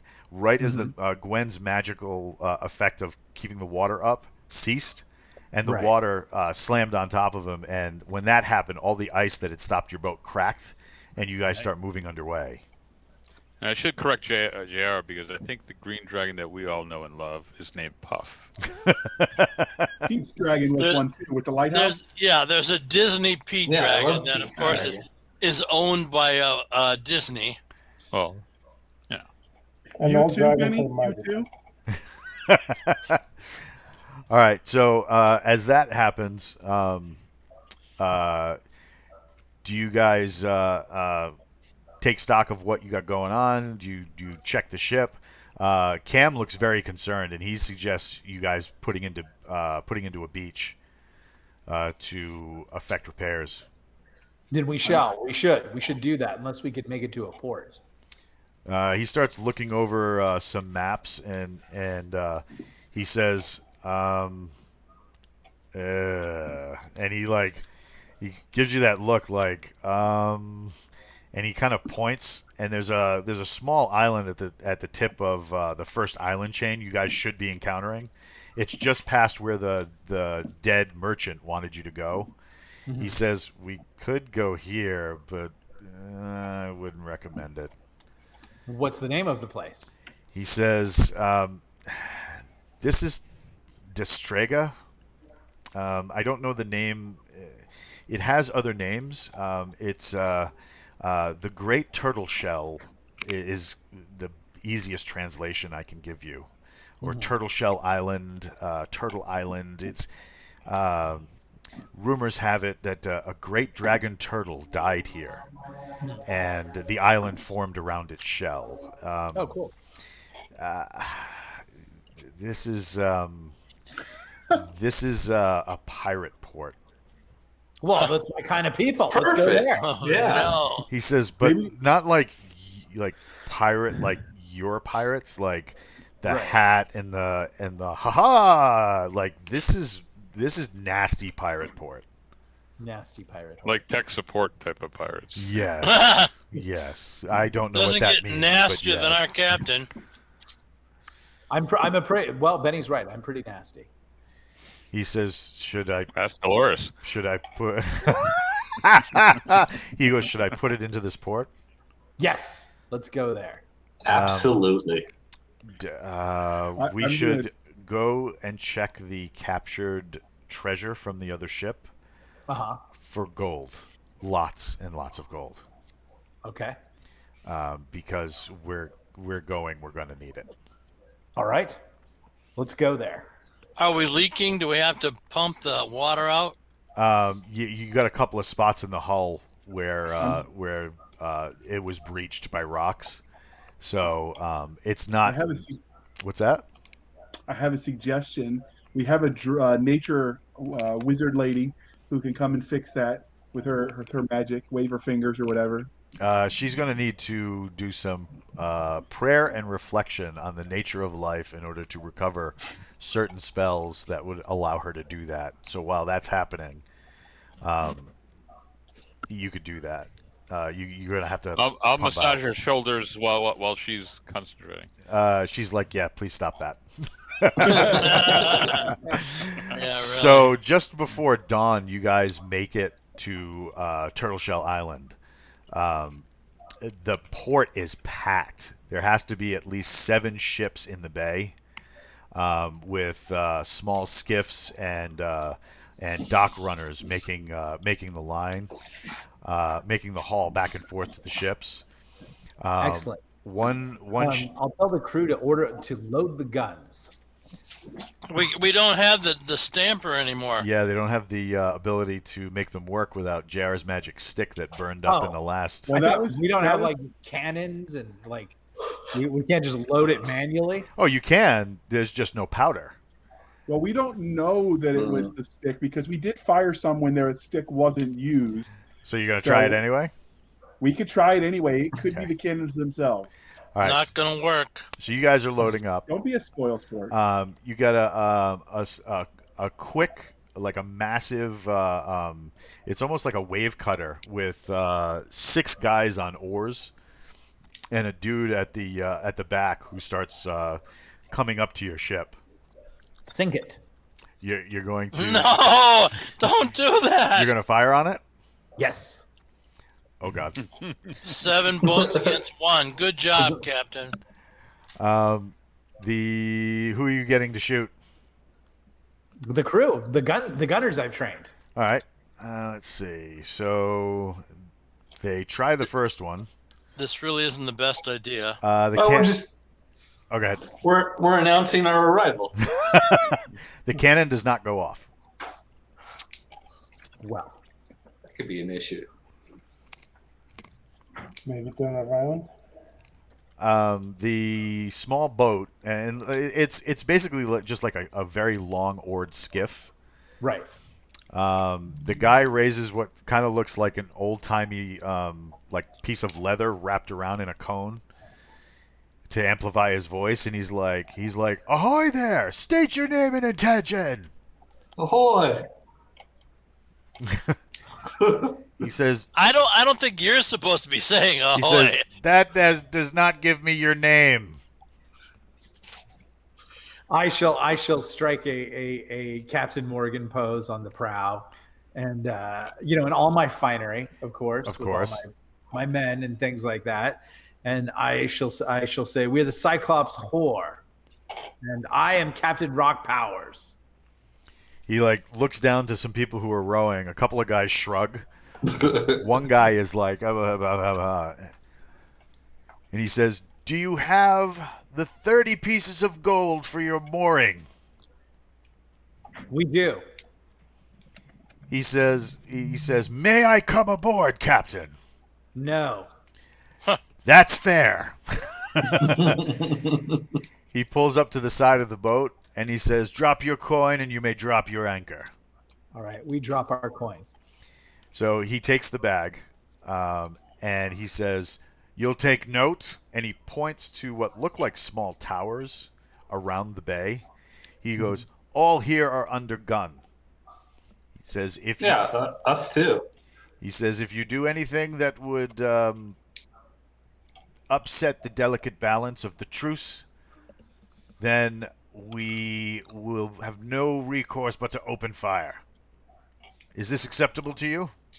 As brothers in the Brotherhood of Piracy, we understand, and we have no intention of causing trouble. We are here for rest and repairs and wenchery. He says, "Of all we may avail to you." And you hear one of the daggers in the back go, "Weren't we just going to shoot this dude?" Yeah, really. He says, "You may make your way to the dock." He has what looks like a covered lamp. And he takes he heats what looks like a red block. He rubs it on your hull, and then writes something on your hull. It looks like some sort of script, possibly numbers. And he says, "You may stay as long as you wish." He says, "If you have a dispute here, there are no authorities." He goes, "You must handle your own disputes. Make sure any marksmanship is judicious, or else you may be held liable for any damage you cause." He says, "Good night, good day, and good luck." Sweet. All right. We shall put into the moorings, and then we shall make a plan. As you guys are kind of grouped up on the deck, you hear like a hammer against the side of your boat, your ship. I tell the first mate to go see what that guy wants. He comes back and he's like, "Repairs." He sees that we're struggling. He wants to know if we want repairs. Tell him to get started immediately. Do we really want to trust the dude that chased us into port, seeing if we needed repairs, or do we want to find an actual boat ride? And he says, "Captain," and he points over the rail, and you look at the dude. He looks like he probably hasn't eaten in a week, but he's got one bulging left eye, and he's got this weird grin where he's missing probably every second tooth, and he's just looking at you like, "Hi." He says, "Is this the guy we want repairing the boat?" Well, he can at least get started. Gotcha. I'll make it happen. Maybe Captain. he's a genius. So he starts. He walks down the ramp. The crew lays down the ramp. He walks down to start negotiating. What do you guys do? I want to go check out the pirate town. All right, you guys start walking in. Yeah. Let's find a bar. Who's going? I shall lead my entourage to the nearest bar. All right. It takes And I will very. tell everybody, like, show no weakness whatsoever and take no shit, and you'll have a great time. The moment you do either, you're screwed. Oh, I have to tell Bob to stay then. Oh, and I'm bringing Lamb with me also. He is very happy to go with you. Gwendolyn excuses herself and says, I have to negotiate for our other prisoner's return. Excellent. This is all going according to plan. So you guys kind of make it toward the end of the dock, and your progress is halted by a line of orcs. 7.5, close to 8 feet tall, heavily muscled and scarred, in armor, black. They're wearing baggy black pants with high knee-length boots, and like they got those little buckles down the side. You can see weapons all over the place. They have their arms crossed, and as you're approaching, the center two part, and somebody you recognize is step forward. It's a woman, probably 5'7", 5'8", auburn hair. She looks like she's been roughed up once or twice. Pointy ears? And she does not have pointy ears. She steps forward and she says, "Which one of you is Rock Powers?" Everybody points. I have the honor and privilege of being the person you name. She says, "Do you remember me?" Well, was I drinking? She kind of sighs. There's a level of You may have to exasperation strip down going to on. figure that out. I say things sometimes. I mean things. I whisper sweet nothings. It's all pillow talk, baby. She says, maybe you recognize my other friend. And there's a throaty growl as the orcs hastily move out of the way. And you can see what looks like a mottled and heavily burned giant panther. Oh yeah, I remember him well. With a kind of like a tendril, a spiked tendril coming off its back. Yep. And the other side is missing its tendril. It looks like it was either burned off or ripped off. Maybe There's a blown splicer off by a piece. grenade that I tossed. Could be. She's like, we had dealings in a small town much south of here, as well as on the mainland. Yes. She says, would you like to make reparations for my friend? Or Not maybe really. throwing grenades at us? I have more grenades. He has more Two. Grenades, he says. He has 2 grenades, and he's homicidal, and he's unhinged. She says, and I have this. And she points back to the entourage that she has with her. Yeah, we laugh hysterically. Yeah. And we have a lamb, and I pointed our giant Frankenstein monster. The way that I see it is you want to fight or you want money. And I'm not going to give you any money because I'm cheap and I want to spend it all on super whiskey. No. So I'm not giving you any money. Now, we can all cut each other up and most of you will die. And I might lose a few people I want to have die. I won't die. I never die. I'm the hero. But what we could do is we could settle it this way. We have a dispute. You have a dispute. Let's have our best champions fight and then see what happens. And then whoever wins, if I lose, then of course I'll pay you reparations. But if you lose, then you've got to give me something. Select your champion. Well, clearly it's Benny. Benny doesn't have a problem with that. Benny is our champion. She says, "Very well.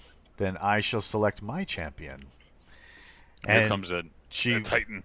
she she motions back toward the line of orcs. They much quicker than the what do you call it? The chat wants the kitty to be the champion. Much quicker than when the cat appeared. The orcs just hastily part, and this little 4.5 foot goby, a goblin, Great. huge hooked nose. It's got pointed ears. It's wearing like one of those like William Tell hats with the feather that's cocked off to one side because the one of its ears is missing the tip. It's wearing pirate finery and like has a small brace of flintlock pistols around its waist, and it rolls up and kind of like stands nose to knee to you, Benny. Now, I just start before laughing, We by get, the before we way. get started, I've told you I'll give you reparations. What will you give me?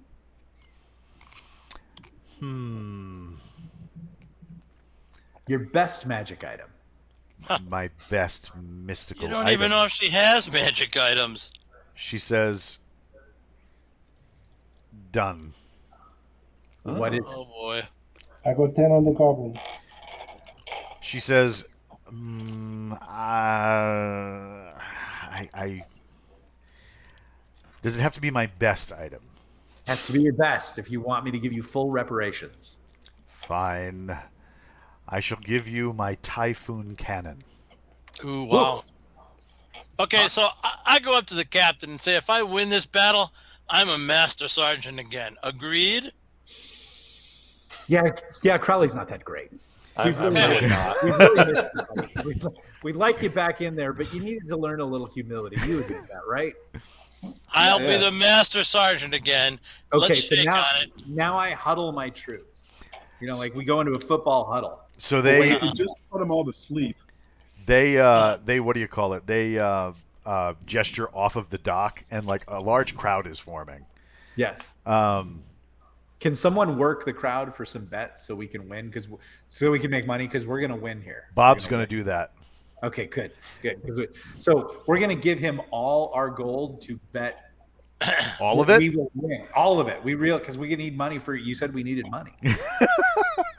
So, all right. So they start gesturing everybody toward another side of the dock where there's an open warehouse, and they Right. start moving like some cargo out of the way to give you guys room to fight. As you know, you're kind of like making that kind of like Fight Club ring around everybody. Yes. One of the crowd kind of sidles his way up to you, and he says, "Private wager, Captain." Yes. I'm all ears. He says, "I know you're new in town, but this is going to get a little weird for you because that little thing your man is about to fight, a little bit dangerous." How so? Yeah. So's Benny. He says, he knows how to fight Knows how to fight. How does he fight? With pistols, magic? What does he do? like a pirate." Oh, he fights like a pirate. Excellent. Well, Benny's a sociopath. You could kill him and he wouldn't even know he was dead. He says, "I'll wager," and Okay. he reaches down and pulls out what looks like a flintlock pistol. All right. Ooh, pretty. "I'll wager my pistol All right. against the plume in that hat My peacock plume. that your man loses." It's high stakes. The chat is betting too. I take off my plume and I give it a good smell. Dolores gave this to me. But what the hell? I love a good bet. He says, "Done." He goes, Great. "Might I share some floor with you, Captain, in order to watch this go down?" Sure, of course. I just need to work with everybody for just a second. Benny, I put 42,000 channel points on you. Don't mess me up. Everybody, how can we cheat? because we're in the military and we know if you're not cheating, you're not trying. So who's going to try? So does my put to sleep? Can I be put on a weapon? So No. when he hits somebody with the okay. And if you try and cast it, it's not like you can go hasta lasagna, don't get me on you, and then it just happens. You have to. It would be noticeable if you started casting a spell. Okay. So what we'll use that for is what we need to identify is if he has any kind of counter magic user that's going to buff him, then JR, you identify him and put him to sleep. Okay. So you're counter fire. What else do we have? Rothman, can you do some tattoos yet? No, unfortunately not. But I can ask. Do I have Gwendolyn around? She learn went a to quick negotiate text? something, but Oh, that's right. you do have Carlo with you. What can Carlo do?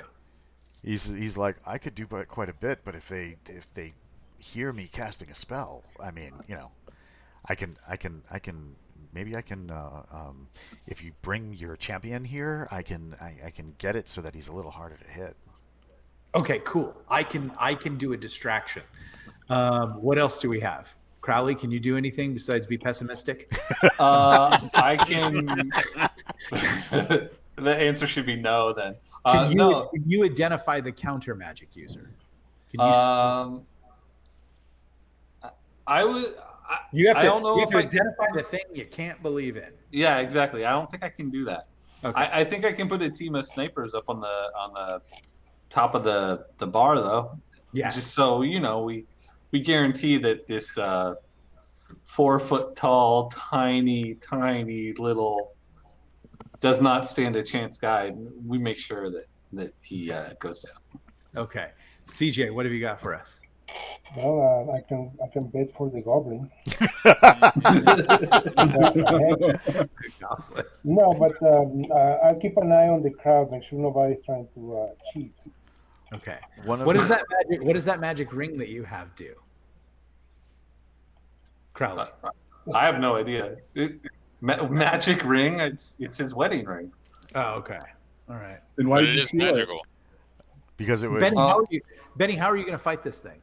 Do we still have that green potion that turns me into a tree? Yes, you have a couple of those left. But they are cursed. Yeah, Only, so what? only if the certain bad guys are around. Do we know that they're not? We're in a pirate den. True. Yeah, I don't care. I'll suck one of those things down. So the goblin does like one of these, like, hey, come here. And one of the most voluptuous pirate women you've ever seen strolls out of the Great. crowd, Oh, no. takes his hat, kisses him on the forehead, and then he takes off his like little pirate jacket, and He's adorable. he's got like a scroll tattoo across his chest. The scroll is coming out of a skull's mouth, and it's got a dagger through its head. And Cam tells you the writing on his chest says "Mom." So I'm gonna hand Benny 3 of my 10 napalm flasks because when in doubt, burn them down. If you try and use fire in this, it'll probably go bad. So I'll give him back. So I go up and talk to the boy. We don't have a referee, I'm assuming. Nope. You got any rules you wanted to say before we start this thing? Are you talking to his captain or are you talking to him? Him, I don't care about the captain. He says, "Rules are for suckers, boy. Rules are for suckers." I take a shot at him right then. You're going to take a shot at him? Yeah, right then. You're gonna shoot him? He said rules are for suckers. As I see Crowley do something dumb, I'm going to prevent Crowley. Oh, very good. Okay. No, we're going to make money here. We are going to win. We trust. Finally, Benny, being disruptive and sociopathic and murderous, is going our ways. How could he not want those ears? Okay, so How could he I not was telling want Bob. Bob was all lined up to shoot. No, And I don't see- shoot. Don't shoot. We can do I this. see I see Captain Powers just waving like. So I look at the cleric, Claro. What is his name? Charo. Carlo. Carlo. Yes, Yep. Carlo. Okay, stand by to do your casting. and then I cross the floor to the voluptuous pirate wench, Uh-oh. Yeah, of course you do. So Or Car- door. laying on my full rock power, and then I do the pirate thing and doff my hat, and then and produce for her one of those gems we took from the thing, and I place it right between her voluptuous cleavage. she like curtsies a little bit, takes the gem, goes like this, and drops it into the waiting mouth of the goblin. Sweet, but everybody was watching, right? Yes. Good. That's all that needed to happen. Including Dolores, who's in the back going, "Oh no, you didn't." Benny, while this is all going on and everybody's kind of distracted, the mage that has been working with JR comes up and he says, I have a spell that will increase your ability to withstand damage. May I cast it on you, sir? Do it.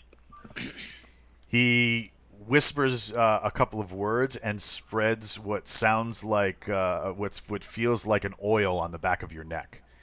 And then he says, this should hold you for a moment or two, sir.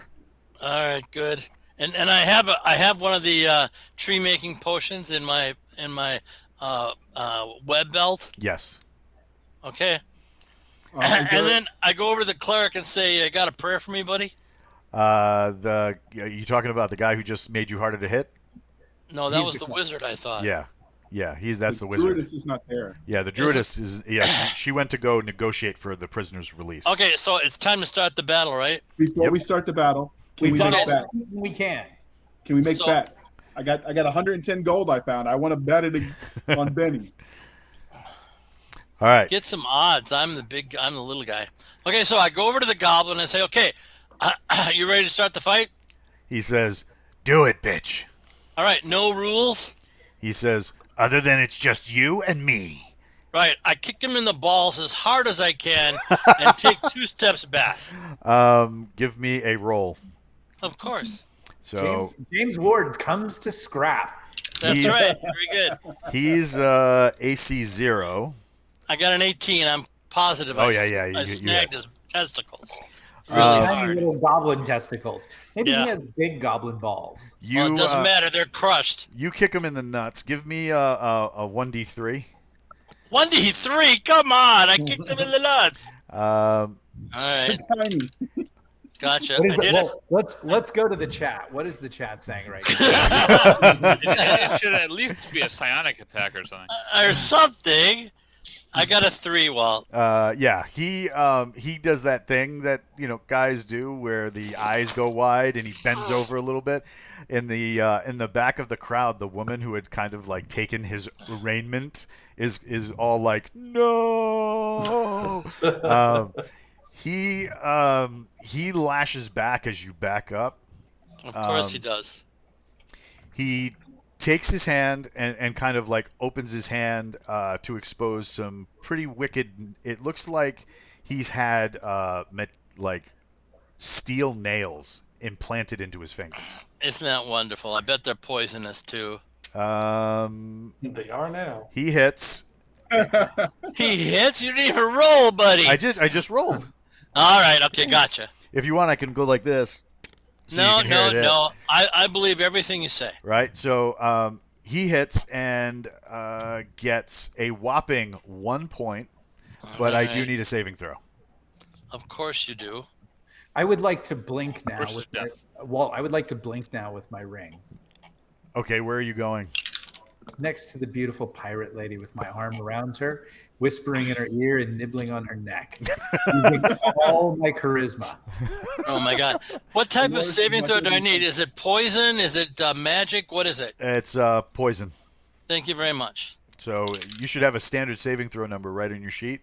Yep. I made it. Okay. So yeah, you took a point as he like rips through the outer clothing of your leg. Okay. And he's like got his hands up. What do you do now? 2 black dagger shots at his chest. Well, you get 1 attack. What do you mean I get 1 attack? I have 2 daggers. Why don't I get 2 attacks? You could. So you can do that's -2, -4. Yeah, okay, that's no problem. Gotcha. I'm attempting to distract the goblin. And I'm sorry, did you say armor class 2 or armor Zero. class 1? 0. Armor class 0. Yep. That's going to be much harder to hit. By ravishing his pirate wench. Yeah, really. Okay. I got a 19 and an 8, so I suspect one hit and one didn't. The 19 does hit. All right, and give me It's 1d6 minus 1. And one of those nasty. Yeah. Hang on just a second. What? So, Yeah, what whispering are you doing, Nick? Oh, I'm telling her all about how I'm a pilot, maybe in the Air Force, and I make a lot of money, and this is my ship and my crew, and I've never seen such a comely, beautiful creature. And I'd love to bring you back to my ship and show you my entire hold full of gems and erotic spices. Oh my God. Erotic spices. Erotic spices. Give me a charisma check. I have a lovely pearl necklace that would just look so beautiful. Oh boy. From the Sultan of Angkor. Walt, I'm sorry. What was that roll that I had to make? 1d6 minus 1. I Okay, made my thank you very charisma much. check by much. Okay. 6 minus 1. And she's going to make a saving throw, which she does. Save versus rock powers. She's saved versus the rock, and she's not liking what the rock is cooking. It I doesn't matter. It only matters that the goblin doesn't save. I got a 2, buddy. Save versus jealousy. Well, 2 points. Yes. Okay, so you kind of grab the side of that broken ear and go to like stab him in the neck, and he covers his arm over his neck, and you slice right along the space in between the two bones of his arm. I'm with you. There's a massive gash of blood that hits the floor. Love it. Love it. And he kind of looks horrified by the wound. You got him now, buddy? Like this shouldn't be happening kind of thing. And it only cost him his soul. A little bit. So he tries to hit you with his own dagger, and he does Hopefully not. I'm glad to hear that. Yes. So he waves the dagger towards your knee, upper thigh, and you do that whoa kind of thing to back out of the way. Goes back to you, sir. All right. 2 shots with my daggers. Come on, babies. Okay, 19 and 17. I'm much more hopeful this time. All The right. 17 would be at a -4. Right, that doesn't hit, but the 19 does hit with your basic hit bonus. Okay. You managed to get him. Give me another 1d6 minus 1. Oh my I shall God. tickle her chin with my These ostrich. daggers suck. You tickle your chin with the what? The plume? I tickle her chin with the plume of my ostrich feather. She I does got not another. look- I got another 2. All right, so the wound in his arm is bleeding very badly. And then you catch him he tries to evade by going this off to the side, and you kind of catch him across the shoulder and upper chest, cutting into what is probably the M of the word mom.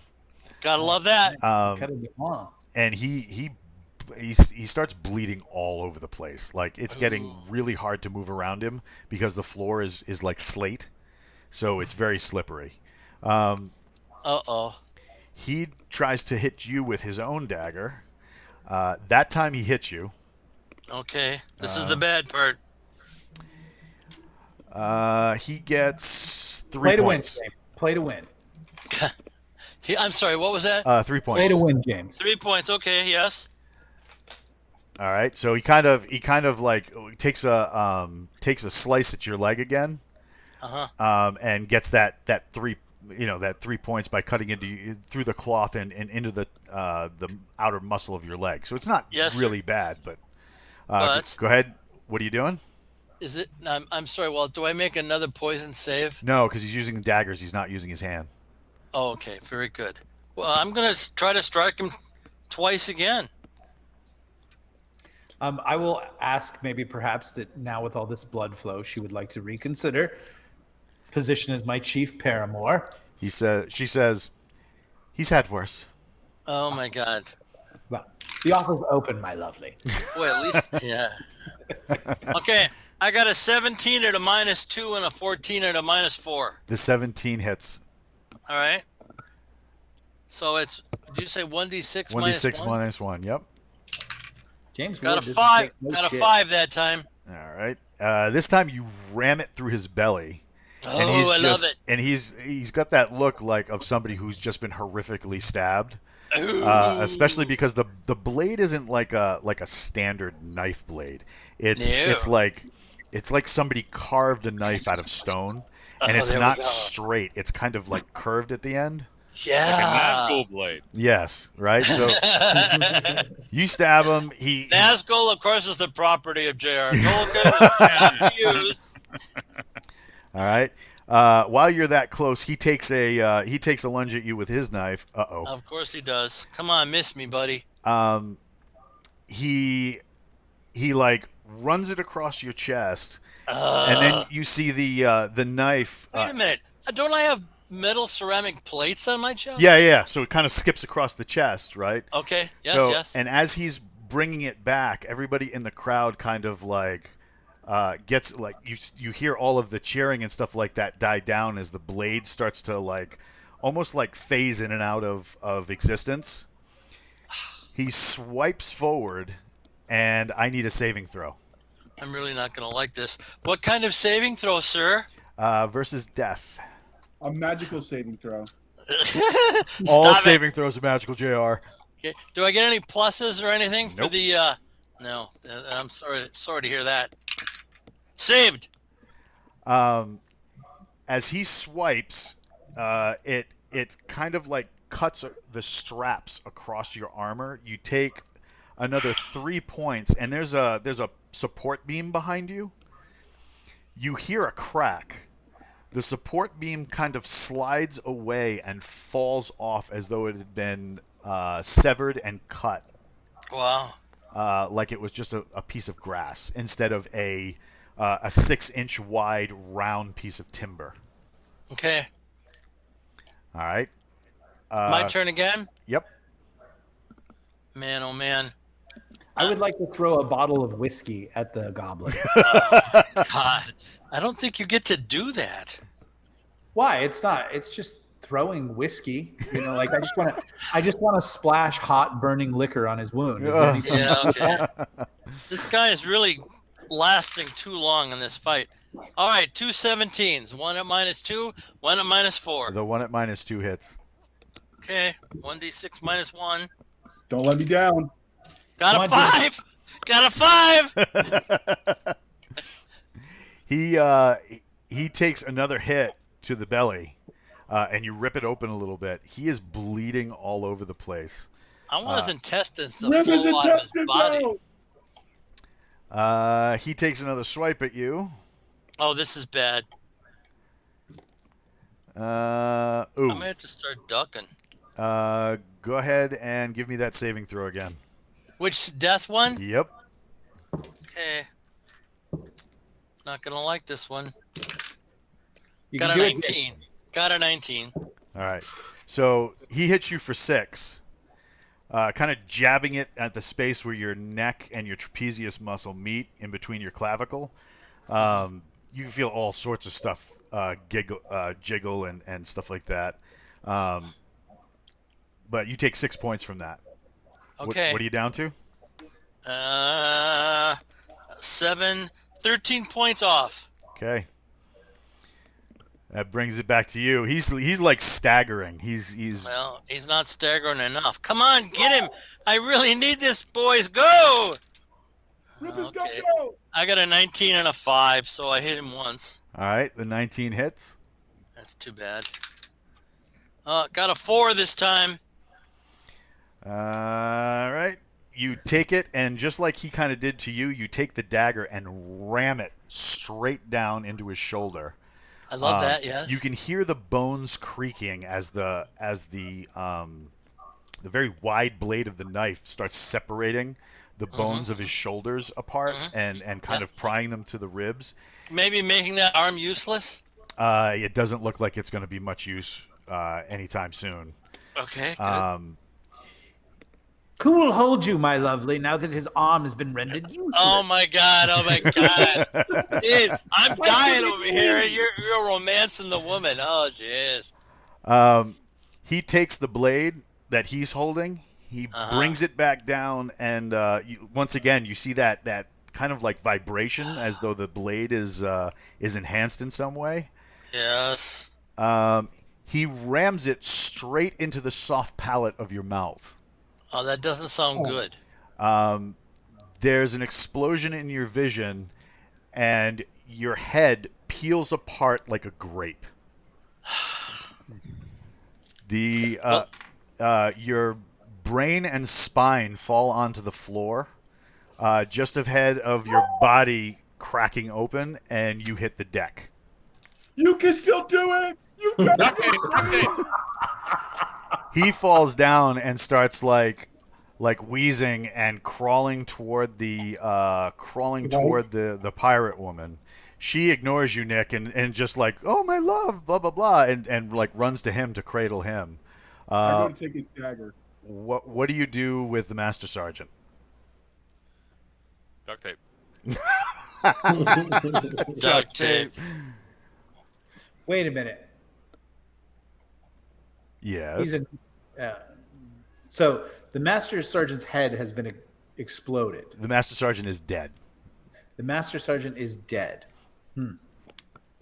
Well, I shout at Carlo to bring him back. He Carlos standing there with his eyes open, like, did that just happen? The guy you had talked to earlier, Nick, walks up and he says, Feather, please. I believe you have something of mine, sir. yes, that's true. I do. He says, you know, you've developed quite a reputation around these parts, you and your crew. He says, I kind of like having you on the open sea. It makes things interesting. So here's what I'm going to do for you. Your friend there. There's a guy in town. He sometimes helps when that happens. If you want, I can direct you there. Well, I don't know that we need to do that. He says, all right. He says, No, we're gonna bring our friend back, but you sure it was a fair contest? he says, that little prick has killed more men in one-on-one combat. The only thing I am explicitly happy about today is I had the over-under on the number of wounds your guy was going to give him before he fell. So I made a little money today. So how about this? I direct you to the place that can fix that. I'll even pay for it. And what say you owe me a favor? I take off my plume and I give him my plume. We owe you a favor. He says, then it's done. He snaps his fingers, and you see two guys run up. Pirate gear, kind of bandanas on their heads. One guy has A bucket and a mop. no, it looks like they stitched leather into his face, probably to cover some sort of hole or lesion or whatever. And he just nods to Benny's body. And one of them, the unmarred one, says, "Yes, Captain."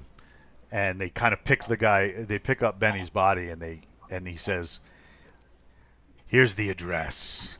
And he kind of like takes a sheet of parchment, rips a piece off of the parchment, and hands it to you.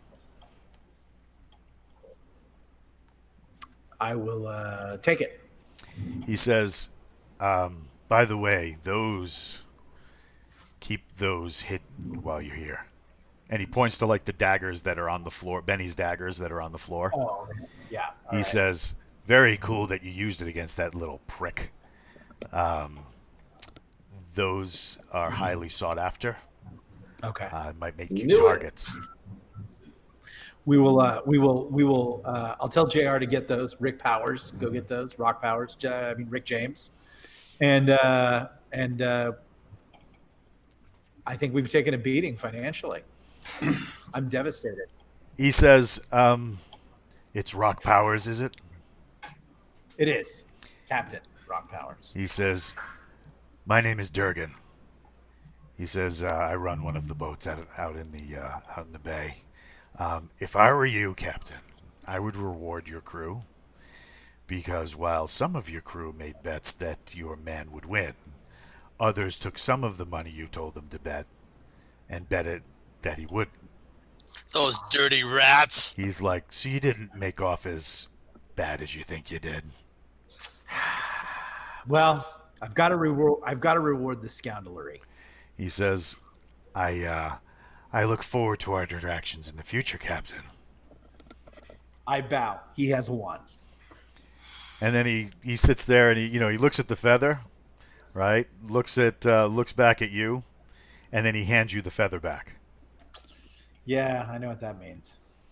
Do you take it? I take my feather back. It's really his. Yep, it's really his. And he walks away, following his two guys who are carrying the broken body of Benny. And that's where we're going to end it today, where sci-fi writers are playing old school D&D. We want to thank. You got the little prick's dagger because I snuck it away. You wouldn't have been able to sneak it away with his girl there. Damn it! Yeah. But he is being swarmed by a bunch of what look like people with bandages and stuff like that. They're trying to staunch the blood, and it's not working. He's just bleeding all over the street. But we want to thank everybody for coming out, and that was mean, JR. That was mean. We want to thank everybody for coming out. Thank you so much for the subs, guys. Lots of cool interactions in the chat today. 67 Indian, Sunokin, you guys just going crazy. We really appreciate you coming out, and we'll catch you next time when Sci-Fi Writers play old school D&D.